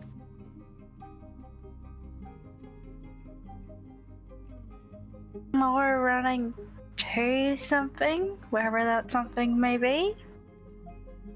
No, I'm just trying to find the biggest storm wherever an apple may be. If he's calling me, if he's out there, I want to find it. If he has a message delivered, tell him there's a bunch of owl folk waiting around. I'll let you know. Not me, though. I haven't passed my test yet. Well, and I suppose for now, we all seem to be running towards something, and that's what's important. Right now we're running towards a terrorist organization to try and take them down because we are well-adjusted members of society, apparently. And it's fun. And it pays handsomely. When do I stop feeling bad about the people I killed? It goes away. Don't think about it. Would they feel bad about killing you? I don't know, and I can't ask them because I killed them. Well, if ever we get in contact with Morona, you can ask her how they felt. I feel like that's just gonna be awkward. My Like, philosophy talking is to your ex. if the world is a better place without these people, then yeah, who cares? I just can't stop thinking, like, what if they had families or a dog? Who will feed their dog? Their dog? Everybody Their has dog. family. The dog will feed their dog. That is the circle of life. So they made their decisions, so I guess. Yeah, at the end of the day, it's you versus them, or us versus them. It's not about whether it's who's right to live or who is deserving to. It usually just comes down to who's better. Yeah. If you want to look at it from a godly perspective, then you were the one who was meant to be the victor. And he's kind of like looking at Beerus as if to go, am I saying the right thing? and God, for someone who's against religion, God, you don't shut up about the gods, do you? I'm trying to speak the language you speak. I'm sorry. You It's are not the coming off a little like my personalities. dad. The way that I would put it is, you were better than them, you won, they lost. Yeah, I suppose. That's just the nature of it. I didn't even know I could. One of them like, that arrow. Like, I summoned an arrow, and I didn't even know I could do that. I don't even That know was if cool I as could do shit. that. I It could like have been the became adrenaline. stars. I don't know what happened. that was very cool. You're very starry, sparkly. Yeah, I've never seen anyone liked do it. that. Just like I've seen I'd a say lot I of have. lightning and stuff, but I've never seen stars, so that was cool. You definitely have a knack for battle. I don't and know if that's a healing good people. or bad thing. Where I come from, it's a very good thing. Some of the people seemed like they were literally chasing death, so I think you're okay. Yeah, what idiot would chase death? What idiot indeed. I don't know what you guys have all been up to, but I can't say I've ever been. Can't say it's that bad for me. You're missing out because you're spending all your time trying to bone the first mate. Yeah. How's that going? Is she giving in yet? At that Well, point, she she comes actually- out of the medical Yeah. bay, and I mean, she is you're like, I mean, she is gorgeous. I cannot blame you. Like, every time she walks in, I feel like room. Cyrus, like whenever. yeah, like Cyrus facing saying that, away, she and comes Cyrus from is like, behind, so Cyrus's eyes just switch to the first like, mate. every time and is she like, walks in back a to- room, it's like she gives the vibe that she would step on me, but like I would be okay with it, you know? I feel like It's- Atlas like kicks Asher under the table, just like Ow. she walks over to the table, looks at you all in turn as she kind of clocks you. The mask alone. just like beak to the table, like. What were you saying about the gods, Cyrus? I hope I you all wasn't. don't have any important jobs to do, or you will feel my boot. I mean, it sounds like Aster might want that. And I'll be like, I think I need to go speak to the captain. Something about Popping her inside some- mask. I'm just gonna runs away to the medic. He actually laughs. Her hands just slowly sink. Cyrus just takes a nice hearty drink. Asher just like pats Atlas on the shoulders, like it's okay. Have your fun, you lot. She turns and she leaves. Heads upstairs. And you hear, Right. all right, who didn't tie down the fucking winch? And Alice is eventually goes and he's like, she's so hot. She is pretty hot. God, I wish I was pretty.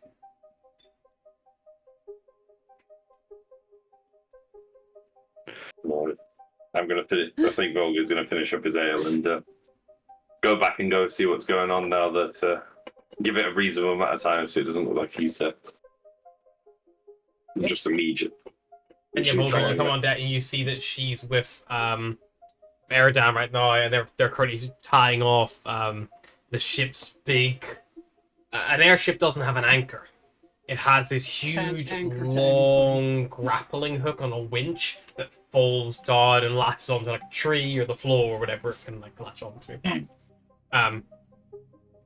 But everything else being battened down, secure for the weather. But the hatch that actually hasn't been covered, and currently they're both keeping a tarpooling to it, and she's kind of holding it down as the wind's flapping it up at every other corner as he's going around trying to wrap a rope around it to tie it off. I'm just Yeah, imagining I'll go like around a it playground style, like, hey, my friend thinks you're hot. Astra probably come up eventually just to like some brace in the storm. If she sees them struggle, she'll maybe cast gust of wind, but in the opposite way, just try and like disperse the wind a little bit around the tarp. If that helps. Nope, shit. Sorry, I didn't mean to do that. What are you trying to do, Astra? Cast like the wind. Like cast gust of wind to like kind of make the area around the tarp. Yeah, that definitely helps away. keep the corners from like flopping up, and they can get the ropes secured and tied off. Kind of gives you like a little nod of thanks from the gunner. And yeah, that's another day coming to a close. Is there anything else you would like to discuss? I think I've embarrassed myself enough. You're probably prettier than you think you are. You can't see me, but I'm rolling my eyes at you. That's fair enough. I used to be. More. What happened?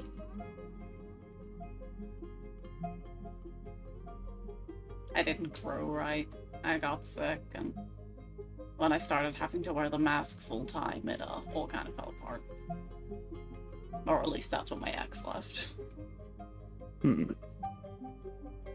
Well, if anything, at least it's made you unique. That is what people are looking for in a partner. Someone unique. Which is why I assume your one-horned ass got all the girls. Low blow. But it's not exactly something to be ashamed of, you know. I'm not ashamed of it. I just wish I was prettier. Or at least more charismatic.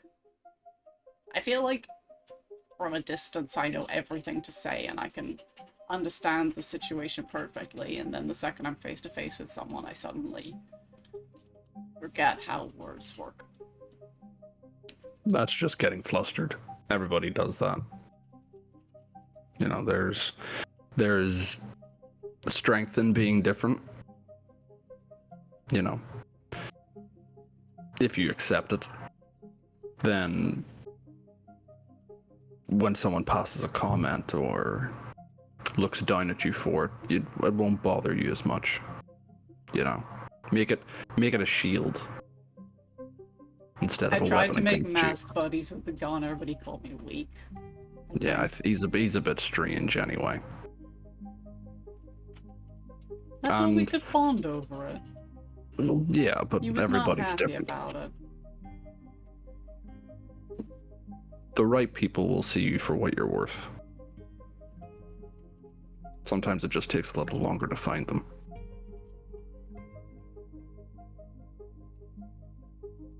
Maybe.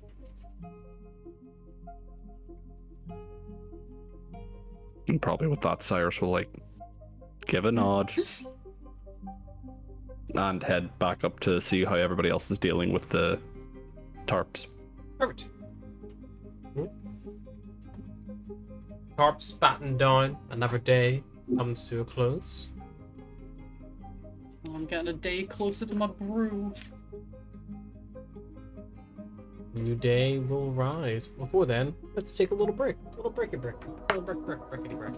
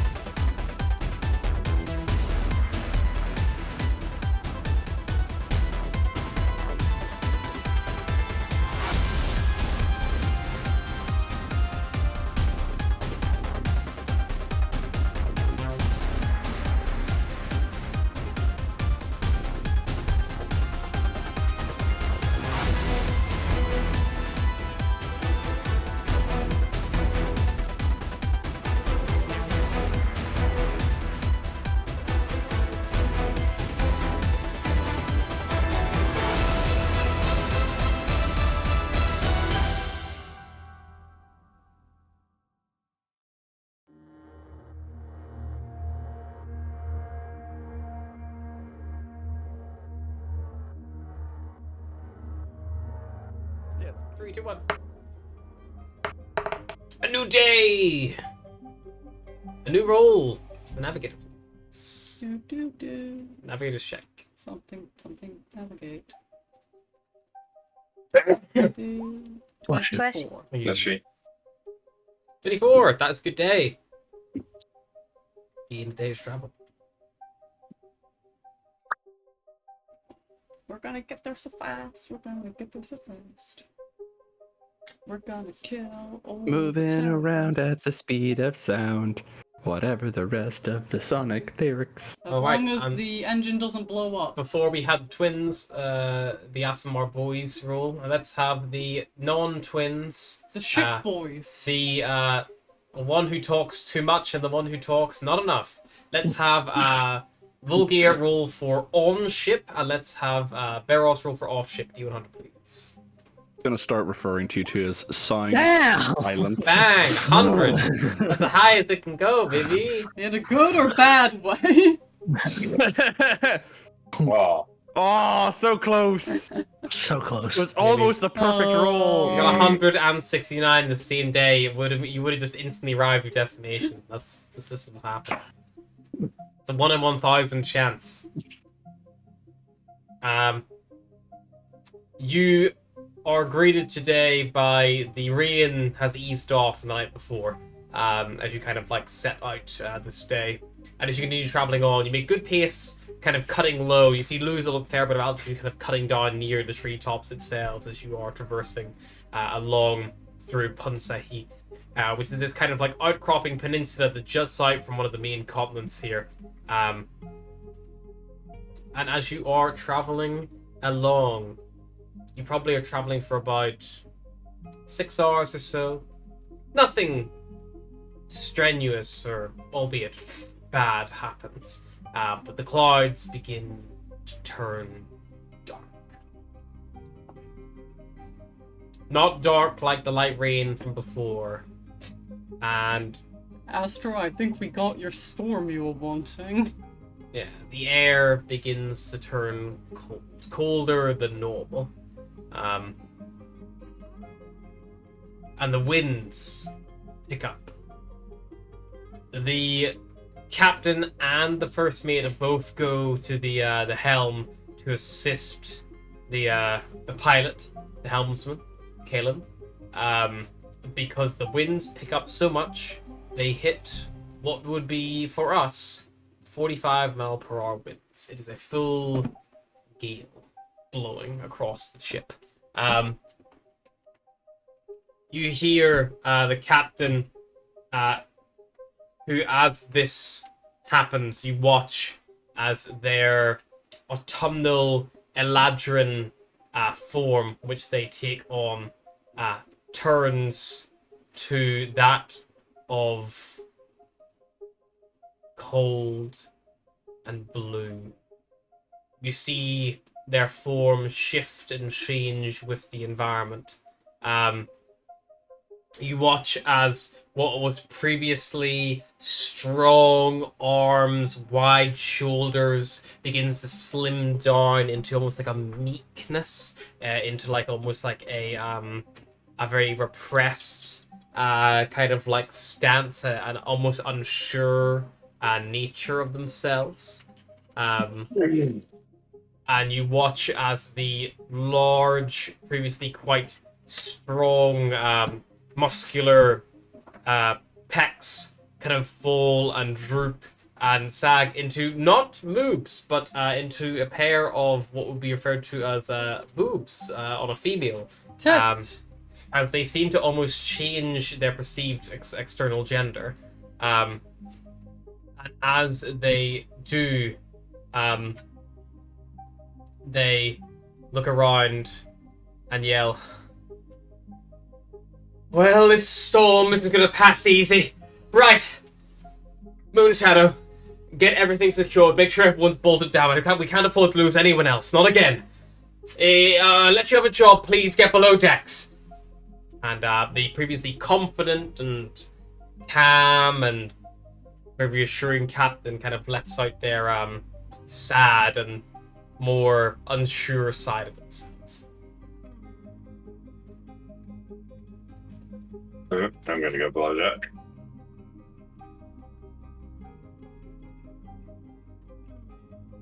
Does Yeah, anyone boy. try to stay above deck and help?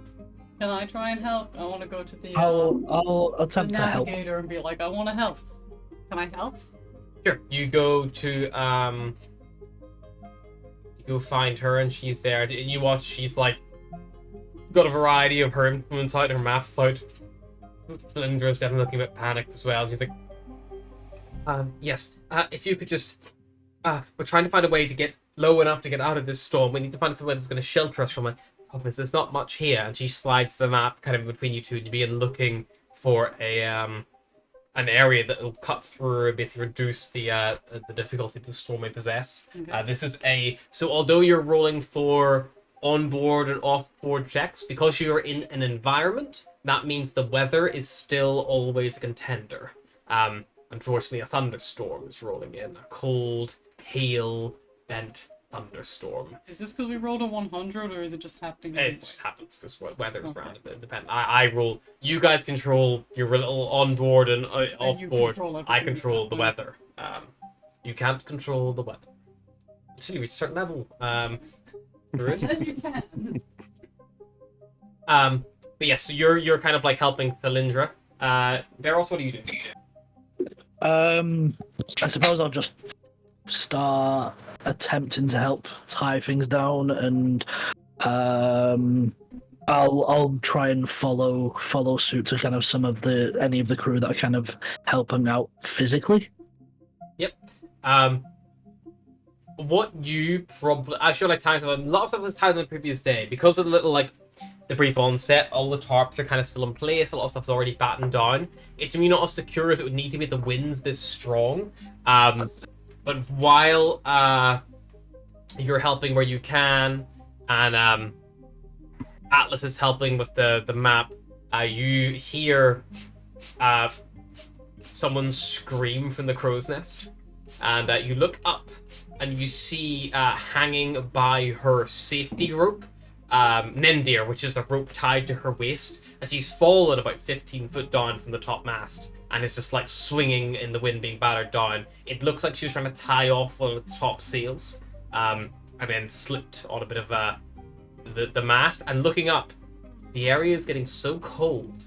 The like hail is coming down hard now. The winds have picked up. There is like just constant kind of like whistling of that cold sheer wind past your ears, and it looks like the actual wet mast that she was trying to shuffle along has almost partially frozen and become a bit hazardous. But she's not hanging. She's secure. It's safe. She's not at risk of death. But she's Can I fly up and help her?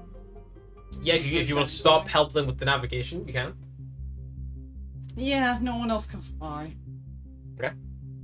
Well, does she look If like you she's... do- Does she Sorry. look like she's gonna go anywhere at any point? The rope looks relatively secure. If you want to try to make a like general perception check to see how well it's tied off in this distance, Sure. because you're in a thunderstorm, your perception check is made with a -8.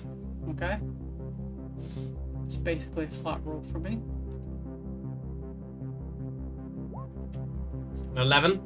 It looks decent enough. The rope seems fairly sturdy. Do you think the most threat that she might have is if she catches the wind with her cloak in a bad way? The worst thing that could happen to her is she might get swung into the mast or something and like bludgeoned off that. At the minute she's kind of being blown, like the ship's still moving at speed. You know, you're traveling about like, you know, a good pace. It's not like the I'll ship keep moves. trying to help navigate. Eros, you gonna help Nendir at all? Or you sort of afraid she can Yeah, sort herself out? I think I'll attempt to help, and then if Cyrus is around, I'll beckon to him. I'm going to try and climb up and see if I can help her. If you could stay at the bottom and maybe try and catch her if she falls, or maybe if I can cut the rope, then you can catch her. Yep, Cyrus will follow the orders. Yep. Astra, what are you doing this time? Because I know that Vulgar has gone below deck. I was thinking of having Astra cast, bring out her Radiant Soul, fly up and sort of catch on to Sylvie hates Radiant Soul. Nendir. And I feel like with the thunder and lightning going on, might be the time for her to, yeah, bring out her Radiant Soul. Okay, so you're gonna bring Radiant Soul. You're gonna help Beros with Nendir. Good. Yeah. Okay, with that, Beros, you're trying to climbing up the rigging, probably trying to make ground as Astra flies up, and you're able to get together. What are the two of you attempting to do? Are you trying to pull her back up to the crow's nest? Or are you trying to lower her down to safety? The rope she's on is not long enough to lower her down to the main deck unless you cut it. I feel like Asher like hold on to her, like kind of slowly lower down if Beros cuts it, like so she's not just dropping. Yeah, so I think because Barros knows he's not, he doesn't have the raw strength to pull her up. He will attempt to cut the rope and lower her as much as he can. Fair enough. For that, it's going to be a... let's call it sleight of hand at advantage from Astra assisting. If you fail, there's a chance you will drop her. But Cyrus can make a check to try to catch her if that is the case. Okay, right now, the DC, because of the storm and the wind flapping around, we can roll. I was to say it was going to be 20. Assume good. You cut the rope with Astra's help, and you begin lowering her down gently to the awaiting Cyrus, who's able to retrieve and secure her, grounding her to the actual ship itself as you come crashing down on the main deck. You two are still up on the crow's nest. I need both of you to make me dexterity saving throws, please. Astra, you can do so with advantage because you are flying. Oof, 10. So Astra, you are fine. Beros, as you are up there, like you had like secured yourself to start cutting the rope. You are blown off the you're blown off the actual crow's nest itself. The slippiness up here from the hail coming down. I need you to make me a acrobatics check to break your fall. You're currently falling at 30 foot. Cyrus, you are ready to catch though. If you can make an athletics check. Can Asher try and fly down like? Unfortunately, Asher, you're so busy trying to keep yourself from Sylvie. Shut the fuck up. You're so busy trying to keep yourself from getting like blustered and blown about into like this into the mass and it hurt. Yeah. That kind of dominates your main focus. Yeah, that's okay. Cyrus is on the ball, hopefully. I got a 16 acrobatics. So, with that, you're going to reduce your fall by 1d6 damage, Beros. Cyrus, you're going to catch him. He's still going to potentially take 2d6, but Cyrus, I'm going to let you roll 2d6 first, and that damage is damage you're going to negate by softening the catch for him. Okay. So roll me 2d6 anticipation, and then Beros, you're going to follow up with your 2d6. So, Damn. Cyrus rolled very well. You're going to, whenever you roll here 2d6, if you roll below a 10, he'll catch you without you getting injured at all. Perfect. You fall, and you kind of like stage yourself into like a tumble, so you could like roll out of it to like reduce like the actual impact as much as you can. Turn that down momentum into a like a horizontal momentum instead. And as you tumble and roll into Cyrus's awaiting like arms as he catches you, as you roll across them from one like forearm to the other, as he kind of like cradles you like a baby almost, kind of like across his two arms. My hero. I got you, boy. Oh, the one-hand hero. Drops him onto the deck. And yeah, with that, you are able to negate the worst bit of this thunderstorm. It is cold. The visibility is reduced dramatically because of it. And luckily, you aren't suffering any external factors coming in because it would make a severe difficulty for your attack rolls, things like that. any lanterns or exposed flames on the deck. The lanterns flicker wildly, but tend to, for the most part, stay lit. But any that is uncovered and unprotected, they are extinguished by the wind and the hail fairly quickly. Astra, you do land fairly quickly because the wind is buffeting you around quite badly. If you keep staying in the air for longer than a turn, you're at risk of being blown in the direction of the wind because your wings effectively catch it like it seems. And you'd be at risk of taking damage from that, potentially. Astra will land once Eris and Nendir are safe, and saying that the lights and stuff have any lanterns or whatever gone out, you probably cast light somewhere useful, probably at the front of the ship. Because it's magical. Yeah, just bright light, white light.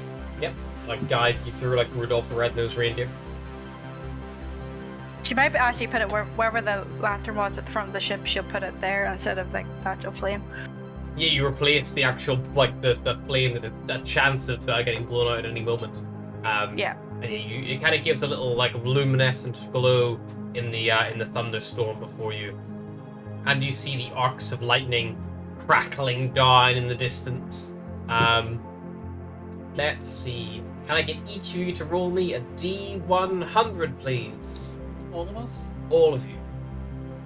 See, right now, if you roll a 1, hit by lightning.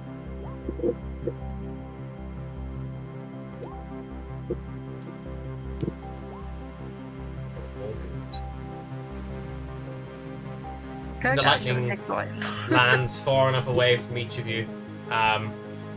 Below deck, Volgir, you actually been protected from the lightning and protected from all the external factors, so you are safe. You can make any checks because you're below deck.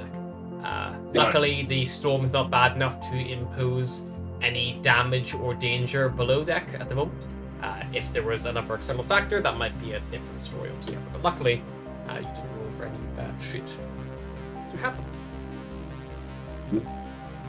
Eventually, the storm does begin to subside in the latter part of the day. You continue traveling along, keeping good pace, keeping moving along as you do. Is there anything anyone would like to do off the back of this stormy day? Nendir is admitted to the medical bay. She suffered quite a bad sprain to her lower back from where the rope was attached. Whenever you inquire with Lireleth or anything like that, she's quite lucky to only have sprained it. If she'd fallen badly, there was a potential she could have broken her back.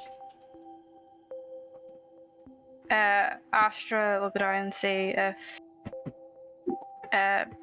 Lireleth needs any help with treating Nendir. Yeah, going down and asking, she seems to have things fairly under control, to be honest. Like, it's not like it's a incredibly difficult wound. It's not like a wound, it's more she just needs to bandage them up tightly, plenty of rest, painkillers. Like, it's not anything that's overly taxing for this for Lireleth. She's pretty good at what she does. Okay. Once Nendir is stable, Lireleth will take a break from the med bay and she will come find Atlas.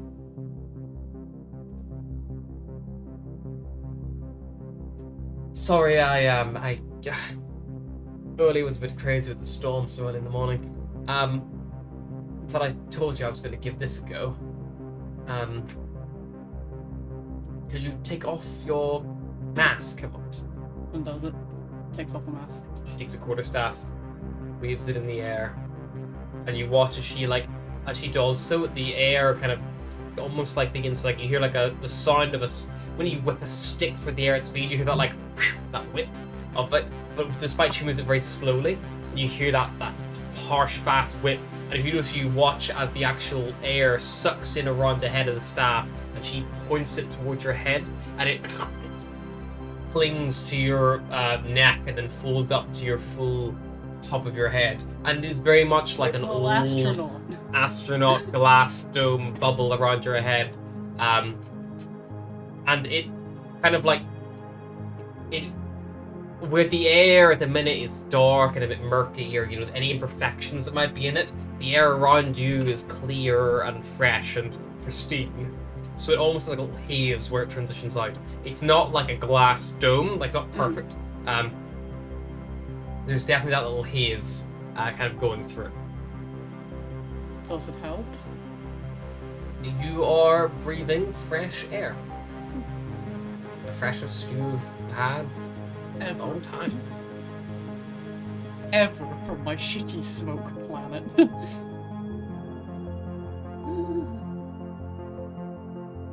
Huh.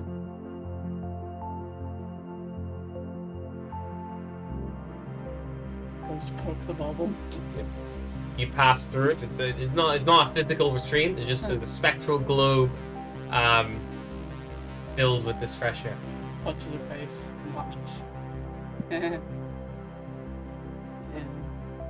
I've never been able to breathe and feel my face at the same time. I could imagine it'd be quite strange. People can see my face. That's weird. You could probably put the mask back on if it made you feel more comfortable. I just needed something to target. If I targeted the mask, it would affix to that, and you couldn't.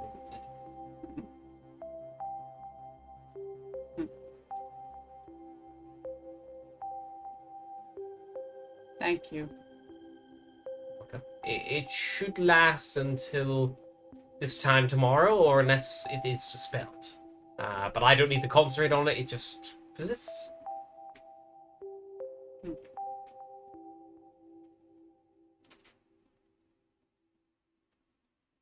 Okay.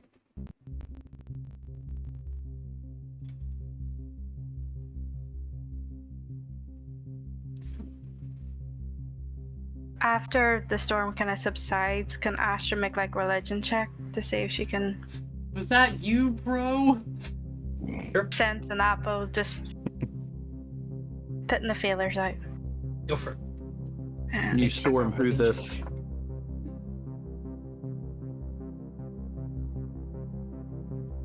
Nope.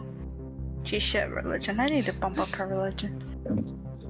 You don't Feel think stormy. the storm in question... It's a hard one. It's not necessarily that it is... that it was a sign. You don't think there's any sign attached to it. Yeah, it's more But if natural. it's a storm, Inapo would have some Yeah. control over it if they wished. But whether or not they wish to or not is perhaps the Yeah. bigger question. I feel like she's squinty eyes at the storm's like, okay. I'm on to you.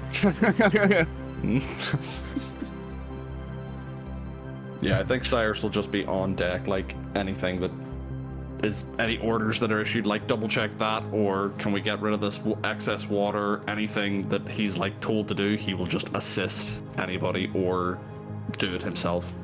Cyrus, you are given a brush without bristles. It is almost like a squeegee. And you're tasking Here's your squeegee. You're tasking from Captain Windrider in her winter ensemble is to scrape that ice off my deck. Is the captain still hot in winter, though? In winter, they definitely have a different era. They are a lot more cold and worryful and sad. But it seems to be with good reason, I think is fair to say. Yeah, Cyrus will just follow orders, give a nod, say aye, Captain, and just go and do it.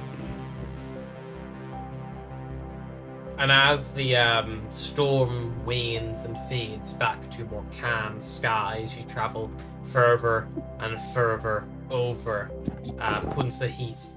You eventually see that wintry, chill fade away slowly. And the skin that returns is not the familiar orange and bronze and gold of autumn you'd seen. You see a lime green, refreshing, like a fresh leaf, crisp grass of the eladrin of spring taking form. Their meeker form broadens out again, not as much as with autumn, but their form does take on more of a blockier shape, less curvaceous, definitely less feminine as it enters spring. And you see, as the storm clouds pass and the ship enters up, the sun hits the face again of everyone aboard. You hear,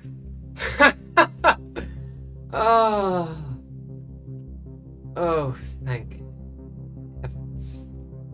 Thank Halem.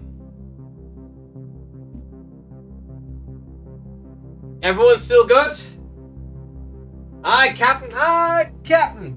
Captain, aye, Captain. And just like resigns up from the room. I want to yell it. And on we go. Helmsman releases the wheel and it just starts spinning. They throw it to one side. Whoa! Count it back, like trying to get themselves back on track again. Go, take the wheel, keep us moving.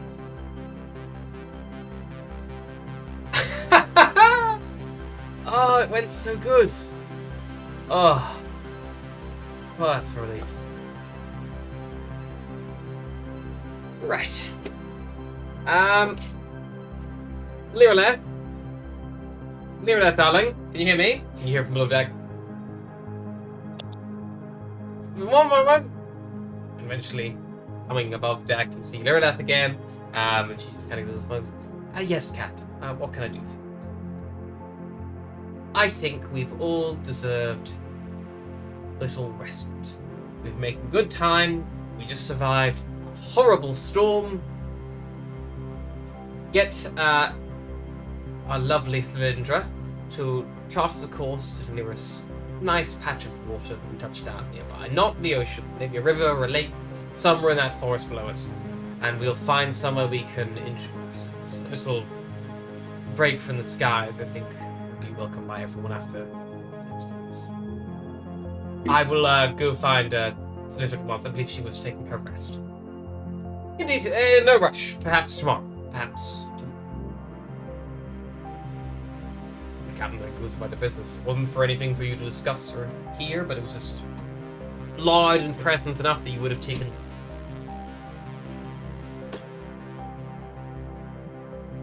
I think Beros will probably, after a couple of hours, probably go in and check on Nende just to see how she's doing. Just knocks on the medical room. Yep. You hear a grumble and a groan from inside, and then I'll walk through. And then I was just checking on you and seeing how you had fared after such an interesting storm.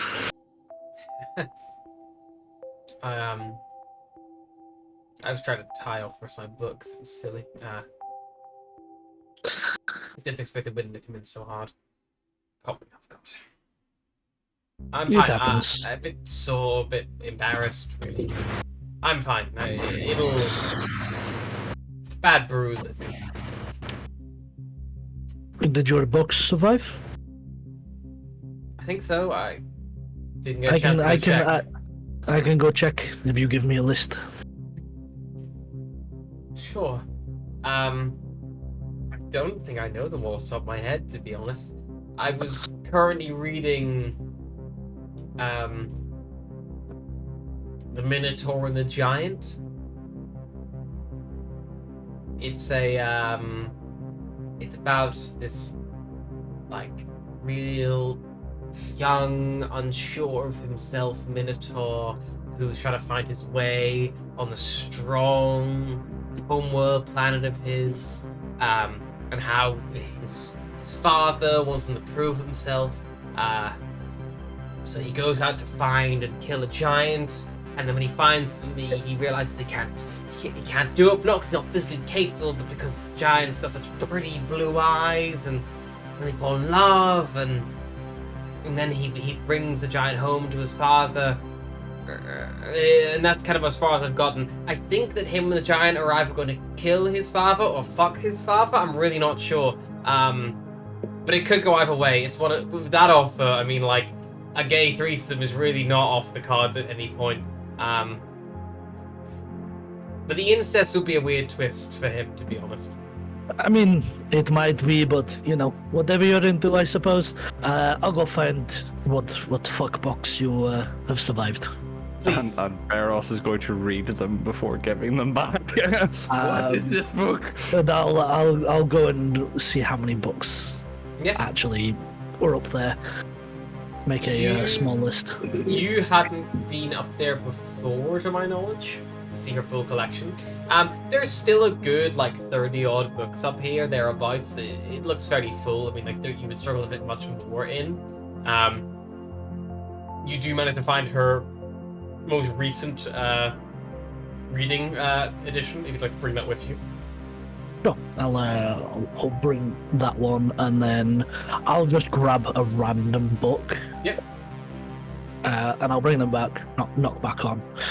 I found the one you were reading, and they brought an extra one. I don't know how long you're going to be here, but at the rate of maybe what I expect you to read, you'll get through this one probably by tonight. She, like, laughs and goes like, "You're probably right. But I could always read this one again." And then she kind of, like, takes that one, like, rolls it in her hand a little bit and goes like, "Besides, I think the one that you've taken, you might enjoy, Beros. I don't know." Maybe I can give it a read. Which book have I picked up? You have picked up The Bandit's Beauty. Subtitle, Booty Calls and Broadswords. It is a story of a pirate pirate elf who set sail on the expansial stars in quest of booty and newfound love. And it is a terribly written book. It's awful. The descriptions are really bad. But it is it's a hard wank, but not the hardest you've had. I think is probably the best way to describe it. It's like it's there, it's like it's not great. Yeah, I don't think Barris is going to enjoy it. However, he is specifically going to make sure that every night, just before bed, he flicks it open and reads a couple of passages, specifically so Cyrus is in earshot, and maybe a couple of the other crew, and he'll like put on his most seductive voice and very much kind of give it the performance that it deserves, specifically to see how red Cyrus goes after reading some of the really juicy parts. Beros, I am trying to sleep. No, keep going. Oh, Captain Lancer, no, your scimitar is too long. The maiden called in fear, and like that whole it's really bad. Like, it is atrocious. The Bandit's Beauty, booty calls and called up in broadswords. her box like, "I've got 13 sword to dick face puns so far." Cyrus, We'll turn it into a drinking game. Yeah, you catch some rest, and another day rises. The captain is planning on a little landing for some rest and respite based on how well the journey's gone thus far. But I think that is really a good place as any to call it. I thought we were gonna keep going till dawn. Well, Will is dropping out now, and I think it's 11:30. It's a nice round time to close it off. Uh, Just by pushing on and pushing on. There's always another time. There's always time for more. We'll stop it there. Thank you for joining us. Thank you, Bill, for the raid, and have a lovely rest of everyone. Thanks much. Bye bye. Bye.